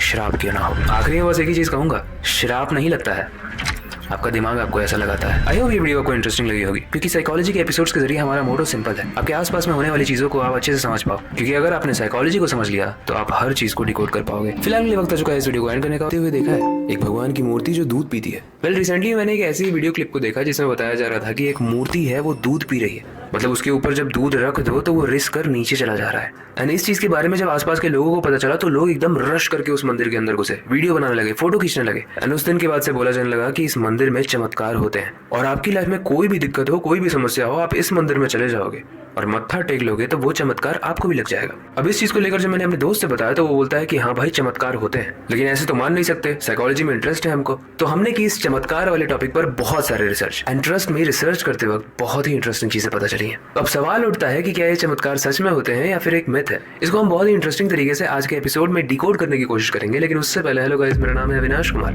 और आप देख रहे हो सीखो ऑफिशियल शो ह्यूमन साइकोलॉजी। देखो गाइस, पहले की दुनिया इतनी डेवलप्ड नहीं थी। पहले के समय में कुछ भी घटित होता था तो लोग उसका अपने हिसाब से ही अनुमान लगाते थे कि ये रीजन होगा, क्योंकि साइंस और साइकोलॉजी इतनी डेवलप नहीं थी। तो ऐसे में किसी मूर्ति से आंसू आना या फिर किसी मूर्ति का दूध पीना या किसी मूर्ति से लाइट चमकना, ये एक चमत्कार माना जाता था। और जब लोगों ने इसे चमत्कार माना तो उनका भगवान पर और विश्वास हुआ, स्पेशली उस मूर्ति पर। और ये जो फेथ है ये उनके दुखों का सहारा बन गया। पर गाइस, ये जो मिरेकल है ना, ये एक इंटरेस्टिंग सा पैटर्न फॉलो करता है। आप देखोगे, अगर आपको नहीं भी दिख रहा है ना, आप भीड़ का पार्ट हो, तो अगर एक इंसान ने बोल दिया कि वहां कुछ चमक रहा है तो आपको ऐसा फील होने लगेगा कि हाँ, सच में शायद कुछ चमक रहा है। भले आपको नहीं दिखे, लेकिन आप ऐसा मान लोगे कि वहां कुछ चमक रहा है। और जब ये मूर्ति का दूध पीने वाला कॉन्सेप्ट मैंने सुना तो इसके ऊपर रिसर्च करने में मुझे बहुत ही इंटरेस्टिंग चीज पता चली है, जो साइंस और साइकोलॉजी कहती है। साइंस बोलता है कि ये जो दूध वाला एक्शन हुआ होगा, इसके पीछे कैपिलरी एक्शन रीजन होगा। मैं आपको बहुत ही सिंपल तरीके से समझाता हूँ। ये जो स्टोन्स होते हैं ना, जो पत्थर होते हैं, भारत में मैक्सिमम मूर्ति पत्थर की बनी होती है। तो इस स्टोन में कुछ पोर्स होते हैं और यही पोर्स लिक्विड को यानी तरल पदार्थ को एब्जॉर्ब कर लेते हैं। और जब ये एब्जॉर्ब कर रहे होते हैं और सामने कोई खड़ा हो तो उसे ऐसा लगेगा कि मूर्ति दूध पी रही है। और साइकोलॉजी में भी एक टर्म है, इसे कहते हैं कलेक्टिव बिलीफ इल्यूजन। जब पूरा एक ग्रुप एक चीज को मान लेता है तो वहाँ आसपास मौजूद सारे ही लोग उस चीज पर बिलीव करने लगते हैं। और साइकोलॉजी के कंफर्मेशन बायस टर्म के बारे में तो मैं अपनी पुरानी वीडियो में बता ही चुका हूँ। हम जिस चीज को मानने लगते हैं हम उसी चीज को देखते हैं। और सबसे बड़ा चमत्कार पता है क्या है? हमारा दिमाग। जब भी आप किसी चमत्कार या मिरेकल पर बिलीव करते हो तो आपका दिमाग डोपामिन रिलीज करता है और ये एक हैप्पीनेस हार्मोन है। मतलब इससे आपको बहुत अच्छा लगता है, जिसके बारे में हमने अपने पुराने एपिसोड में भी बताया हुआ है। और जब आपको अच्छा लगता है तो आप पीस फील करते हो, डिवाइन फील करते हो और ये मंदिर वाला माहौल और ज्यादा बन जाता है पवित्र, स्पिरिचुअल। और आपको लग रहा होगा कि मैं ऐसे ही बोल रहा हूँ, नहीं। 1995 में ना एक गणेश मिल्क मिरेकल नाम से चीज फेमस हुई थी और उस वक्त ऐसा बताया गया था कि मूर्ति दूध पी रही थी। साइंटिस्ट ने उसके बाद प्रूव भी किया कि ये कैपिलरी एक्शन है, लेकिन लोगों ने साइंस को ठुकरा दिया, क्योंकि जैसा मैंने कहा ये डोपामिन रिलीज करता है और कोई भी इंसान अपने आप को गलत साबित नहीं करना चाहता। इसलिए वहां के लोगों ने बोल दिया कि ये साइंस के परे है। तो आई होप इस वीडियो के बाद आपको एक चीज समझ में आ गई होगी कि ये जो चमत्कार होता है ना, ये बाहर नहीं होता है, आपके दिमाग के अंदर होता है। अब भले इसके पीछे कोई भी साइंटिफिक एक्सप्लेनेशन हो, अगर आप उस चीज को मानते हो तो कंफर्मेशन बायस होने की वजह से आप साइंस के कितने भी स्ट्रॉन्ग फैक्ट हो उसको इग्नोर करोगे और आप मानने लगोगे कि चमत्कार सच में होते हैं। लेकिन जैसे मैंने कहा, चमत्कार बाहर नहीं, आपके दिमाग के अंदर ही होते हैं। और ये जितनी भी चीजें आप देखते हो ना, किसी इंसान का मर के वापस आ जाना, अपने पुनर्जन्म का याद रखना, इन सारी ही चीजों के पीछे साइकोलॉजी के पास एक्सप्लेनेशन है, जिसको हम एपिसोड बाय एपिसोड करके बहुत ही इंटरेस्टिंग तरीके से आपको समझाने की कोशिश कर रहे हैं। इसलिए साइकोलॉजी के वीडियोस को सिर्फ देखा ही मत करो, नोट्स भी बना लिया करो।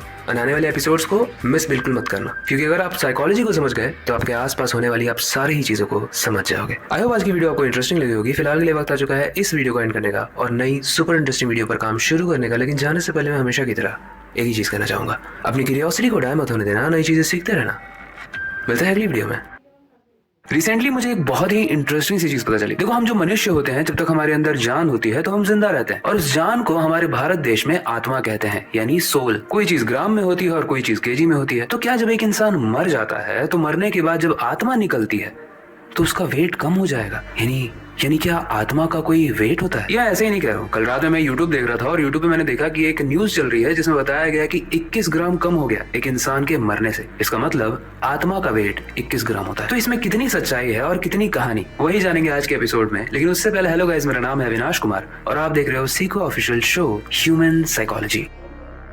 देखो, भारतीय सभ्यता में आत्मा को निर्मल और अमर माना गया है, यानी मरने के बाद भी जो जिंदा रहे, ये वो चीज होती है। पहले के लोग मानते थे कि जब आत्मा शरीर छोड़ती है तो हवा में एक हल्कापन महसूस होता है और इसीलिए पुराने समय से ही लोगों को लगता है कि आत्मा का कोई ना कोई वेट होगा। और इसी तथ्य को सपोर्ट करने के लिए 1907 में एक एक्सपेरिमेंट भी हो गया और इस एक्सपेरिमेंट को किया डुकेन मैकडॉगल ने। यहाँ पर उन्होंने 6 मरने वाले पेशेंट्स के साथ एक्सपेरिमेंट किया था, जो आप मिस नहीं करना चाहोगे। ध्यान से सुनना। जब सारे लोग मरने वाले थे तो सबको ही एक एक चैम्बर में बंद किया, एक ऐसे चैम्बर में जहाँ पर जो लोग लेटे हुए थे उसके नीचे वेइंग मशीन थी, यानी उनका वेट कंटिन्यूअसली मेजर हो रहा था। और ऐसा माना जाता है कि जब लोग मरे तो उनमें से कुछ लोगों का एग्जैक्टली 21 ग्राम कम हुआ। अब आप सोच रहे हो कि यार ये तो साइंस भी सपोर्ट कर रहा है, लेकिन यहाँ पे एक ट्विस्ट है। देखो, साइंटिस्ट ने बाद में क्लैरिफाई किया कि ये जो मेजरमेंट था इसके रीडिंग्स एक्यूरेट नहीं थे, क्योंकि जब भी कोई इंसान मरता है ना तो उसकी बॉडी से स्वेट, हीट और बहुत तरीके की गैसेस होती हैं जो निकलती हैं, और ये सब चीजें जब निकलती हैं तो थोड़ा सा वेट भी रिलीज होता है। और ये जो 21 ग्राम का वेट था, ये किसी आत्मा का नहीं बल्कि इन्हीं चीजों का वेट था। यानी ये जो 21 ग्राम है ये एक स्पिरिचुअल प्रूफ नहीं है, बल्कि बायोलॉजिकल प्रोसेस का पार्ट है। साइकोलॉजी में इसको इमोशनल कॉपिंग मैकेनिज्म कहते हैं। ये तो हम सब जानते हैं कि जब भी हमारा कोई अपना छोड़कर जाता है तो उस चीज को एक्सेप्ट करना बहुत मुश्किल होता है, लेकिन इस चीज को एक्सेप्ट करना कि मरने के बाद भी वो कहीं पर जिंदा है, इस चीज को मानना आसान होता है। और ये चीज तो हम तभी मानेंगे ना जब हम मानेंगे कि आत्मा निकली है बॉडी से, उसका कुछ वेट था और जब वो निकली तो कहीं ना कहीं खड़ी होगी, हमारे आसपास होगी। न्यूरोसाइंस के हिसाब से भी ये जो कॉन्शियसनेस होती है, यानी हमारी जो यादें हैं, हमारी जो विजडम है, या फिर जो भी हमारा एक्सपीरियंस है, जिसे कुछ लोग आत्मा कहते हैं, कुछ लोग सोल कहते हैं, और साइंस में इसको कॉन्शियसनेस कहा जाता है। ये किसी सॉलिड फॉर्म में नहीं होता, बल्कि ब्रेन के बहुत सारे न्यूरॉन्स मिलकर ट्रिलियंस ऑफ इलेक्ट्रिकल सिग्नल्स देते हैं और उसी से बनता है एक पैटर्न। और जब ये पैटर्न बंद हो जाता है तो इसे डेथ कहते हैं, यानी मृत्यु। और एक एग्जांपल लो, जब भी आपके आसपास में से किसी का देहांत होता है तो आपको उनके सपने आते हैं, कई बार उनकी स्मेल आती है और कई बार ऐसा लगता है जैसे वो आपके साथ ही हो। लेकिन ये हमारे दिमाग का एक ग्रीफ रिस्पॉन्स होता है। ये हमारे ब्रेन को कंफर्ट देने के लिए रियलिटी में प्रोजेक्ट किया जाता है हमारे ही ब्रेन द्वारा, और जबरदस्ती हमारा दिमाग ऐसे प्रूफ्स बनाता है जिसकी वजह से हम ज्यादा डिस्टर्ब ना हो और हमें ऐसा फील हो कि जो अभी मरा है वो मरने के बाद भी जिंदा है, क्योंकि उसके अंदर से जो चीज निकली है उसका कोई वेट था और उसका एक एग्जिस्टेंस था। ओके, इस वीडियो में मैंने ट्राई किया कि मैं जितने सिंपल तरीके से समझा सकता हूँ मैं समझाऊं। आई होप आपको समझ में तो आया होगा। बाकी वीडियो के कंक्लूजन पार्ट में बस एक ही चीज कहना चाहूंगा, ये आत्मा का वजन तो नहीं होता, लेकिन एक इंसान का आत्मा के लिए फीलिंग जरूर होती है, और इस चीज को हमें कभी ना कभी मानना होगा कि डेथ ही एक असली सच्चाई है। इसके पहले तो बहुत कुछ है, लेकिन इसके बाद कुछ भी नहीं। आई होप आज की वीडियो आपको इंटरेस्टिंग लगी होगी, काफी इंसाइटफुल लगी होगी, काफी कुछ सीखने को मिला होगा, एंड आपका भी एक ओपिनियन होगा इसको लेके। आप हमें कमेंट सेक्शन में जरूर बताना आपको क्या लगता है, आत्मा का वेट अभी भी होता है। बाकी ऐसी और इंटरेस्टिंग वीडियोस आने वाली हैं साइकोलॉजी के शो में, तो मेक श्योर कि आप मिस मत करना। फिलहाल के लिए वक्त आ चुका है इस वीडियो को एंड करने का और नई सुपर इंटरेस्टिंग वीडियो पर काम शुरू करने का, लेकिन जाने से पहले मैं हमेशा की तरह एक ही चीज कहना चाहूंगा, अपनी क्यूरियोसिटी को डाय मत होने देना, नई चीजें सीखते रहना। मिलते हैं अगली वीडियो में। देखो, किसी भी काम को शुरू करने से पहले अगर आपने कभी भी ये सोचा है कि लोग क्या कहेंगे, तो ये वीडियो आपके लिए है। और ये चीज हमारे दिमाग में बार बार इसीलिए आती है क्योंकि बचपन से ऐसे बहुत सारे सिचुएशंस थे जहां पर हर बार हमें ऐसा लगता था कि लोग कुछ कहने वाले हैं। जैसे साथ के दोस्तों ने अगर इंजीनियरिंग ली है और हम कुछ और ले लेंगे तो लोग क्या कहेंगे। आपको कोई लड़की पसंद आई है, आप उसे अपने दिल की बात कहना चाहते हो, उसे बताना चाहते हो कि आप उसे इतना पसंद करते हो, लेकिन अगर आपने उसे बता दिया तो लोग क्या कहेंगे। इसके अलावा हो सकता है आपको डांस पसंद हो या फिर सिंगिंग पसंद हो, लेकिन स्टेज पर जाकर अगर आपने उसे परफॉर्म कर दिया तो लोग क्या कहेंगे। और ये लोग क्या कहेंगे वाला जो क्वेश्चन है ना, वो सिर्फ क्वेश्चन नहीं बल्कि एक वायरस है जिसने हमारे दिमाग को पूरे तरीके से हाईजैक कर लिया है। लेकिन आज की वीडियो में बड़े ही इंटरेस्टिंग तरीके से मैं 3 स्टेप्स में इस दिमागी वायरस को मारना सिखाऊंगा। लेकिन वीडियो को स्टार्ट करने से पहले, हेलो गाइस, मेरा नाम है अविनाश कुमार और आप देख रहे हो सीखो ऑफिशियल शो ह्यूमन साइकोलॉजी। देखो, सबसे पहले ये समझो कि आपके दिमाग में ये क्वेश्चन आता क्यों है, क्योंकि ये आज के जमाने का क्वेश्चन नहीं है। इस क्वेश्चन की शुरुआत हुई थी तब से जब हम पत्थर को घिस घिस के आग जलाते थे, जिसको हम साइंस में स्टोन एज भी कहते हैं। ये कहानी है लगभग 10,000 साल पहले की, जब 20 से 25 लोगों का एक कबीला हुआ करता था। ऐसे में बहुत लोग मिलकर शिकार करते थे और कई बार ऐसा भी होता था कि सिंगल इंसान शिकार करने जाता था। बट वैसे केस में अगर सारा खाना वो खुद के लिए रख लेता, ये सोच के कि नेक्स्ट बहुत दिनों तक मुझे शिकार करने जाना नहीं पड़ेगा, तो इससे उसका तो भला हो जाता, लेकिन कबीला उसे बाहर कर देता, क्योंकि लोग उस वक्त एक्चुअली में कुछ कह रहे होते थे। और पुराने जमाने में अगर कोई कबीले से बाहर होता तो वो शेर का खाना बन जाता। तो इतना तो हमें समझ में आ गया कि लोग क्या कहेंगे पुराने जमाने में जो था, उसका मतलब ये था कि आप सोसाइटी के बारे में सोचो ताकि सोसाइटी आपको रिस्पेक्ट करे और कबीले के अंदर रखे। लेकिन आज 2025 में जमाना चेंज हो चुका है, क्योंकि आज के जमाने में आप किसी कबीले में नहीं रहते हो, आप अकेले भी सर्वाइव कर सकते हो। लेकिन ये पुराना डर अब भी हमारे दिमाग में फिट है, और मैंने एक स्टडी में पढ़ा कि ये डर आपकी जिंदगी को भी प्रभावित करता है। हार्वर्ड में एक स्टडी हुई थी जिसमें 80% लोग अपनी जिंदगी में जो भी डिसीजन लेने वाले होते हैं वो सिर्फ ये सोच के चेंज कर देते हैं कि लोग क्या कहेंगे। लेकिन इस डर को अगर आपको अपने दिमाग से निकालना है तो आपको ये समझना पड़ेगा कि जिस क्वेश्चन को आप सोच रहे हो, यानी लोग क्या कहेंगे, लोग आपके बारे में मैक्सिमम बस 3 दिन तक सोचते हैं, मैक्सिमम। लेकिन अगर इस वाले डर से आप लड़ गए तभी आप जिंदगी में कुछ कर पाओगे। और हमारे पास ऐसे बहुत सारे उदाहरण भी हैं। जैसे सबसे पहला MS धोनी, जो पहले टिकट कलेक्टर था और जब वो छोड़ के वो क्रिकेटर बन रहा था तो लोग उसको बोल रहे थे तू पागल है क्या, अच्छी खासी सरकारी नौकरी थी, छोड़कर ये सब क्या कर रहा है। और इसका and result world cup championship. दूसरा APJ अब्दुल कलाम, एक गांव का सिंपल सा लड़का जो साइंटिस्ट बनना चाहता था। लोग उसको बोलते भी थे कि तू ये क्या बड़े बड़े सपने देखा है, लेकिन उन्होंने लोगों की नहीं सोची और इसका एंड रिजल्ट वो साइंटिस्ट भी बने और भारत के प्रेसिडेंट भी बने। अगर एक लाइन में मैं कहूँ ना कि जब भी आप कोई अपनी खुशी वाला काम करने जाते हो, एक ऐसा काम जिसमें आपको खुशी मिलेगी, उस चीज को आप ज्यादा समझते हो, तो लोग आपको अक्सर पागल ही बोलेंगे। और वो तब तक बोलते रहेंगे जब तक आप एक ऊंचाई पर नहीं पहुंच जाते।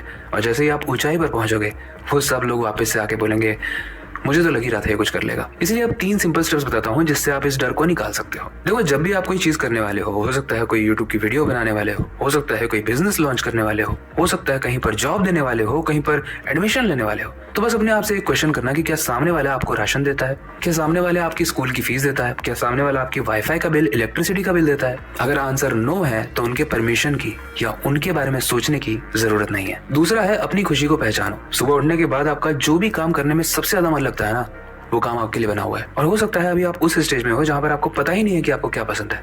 तो ऐसे केस में रोज थोड़ी थोड़ी नई नई चीजें सीखो, जैसे पेंटिंग करना, सिंगिंग करना, कोडिंग करना, डांसिंग करना, एडिटिंग करना, वीडियो शूट करना, बहुत कुछ। और कोई एक ऐसी चीज होगी जिसमें आपको बहुत अच्छा लगेगा, और जब लगेगा और जब आप उसको करोगे तो फिर आपके दिमाग में वो क्वेश्चन आएगा, लोग क्या कहेंगे। तो ऐसे केस में पहले वाले सिनेरियो को याद करना, वो आपका बिल नहीं भरते हैं। तीसरा और सबसे इंपॉर्टेंट जो मैं भी फॉलो करता हूँ कि अपने सर्कल को ना क्लीन रखो। जो लोग या फिर फैमिली मेंबर्स आपको सिर्फ डीमोटिवेट करते रहते हैं, आप कुछ अच्छा करने जाते हो तो उसमें बस कमियां निकालते हैं, और कमियां निकालते भी हैं तो ये नहीं बताते हैं कि उस चीज को कैसे सुधारा जाए। ऐसे लोगों को दूर रखो। एंड ट्रस्ट मी, अगर आप इन 3 पॉइंट्स को फॉलो करते हो तो आपके दिमाग में ये क्वेश्चन नहीं आएगा, मैं ये नहीं कह रहा हूँ, लेकिन जब भी ये क्वेश्चन आएगा कि लोग क्या कहेंगे, आप उससे इजीली लड़ पाओगे। क्योंकि अगर आपने इस क्वेश्चन से लड़ लिया तो आप जिंदगी में वो हर चीज कर पाओगे जो आपको पसंद है। आई होप आज की वीडियो आपको इंटरेस्टिंग लगी होगी। ऐसी ऑन से डरना एक अंधविश्वास है। देखो, ये सवाल क्यों पूछ रहा हूँ मैं बताता हूँ। मेरा एक दोस्त है जो रोज मंदिर जाता है, लेकिन अपने ऑफिस के काम की वजह से कल वो मंदिर नहीं जा पाया, तो बहुत सैड था। मैं बोला, भाई क्यों सैड है? बोलता है, भाई मैं मंदिर नहीं गया। मैं बोला, मंदिर नहीं गया तो क्या हुआ, अगले दिन चले जाना। तो वो बोलता है, नहीं यार आज मैं लाइसेंस भी 1 लाख रुपए का, तो भैया की जान को लाइसेंस का स्यापा होगा, है ना? तो वो बंदा मान गया।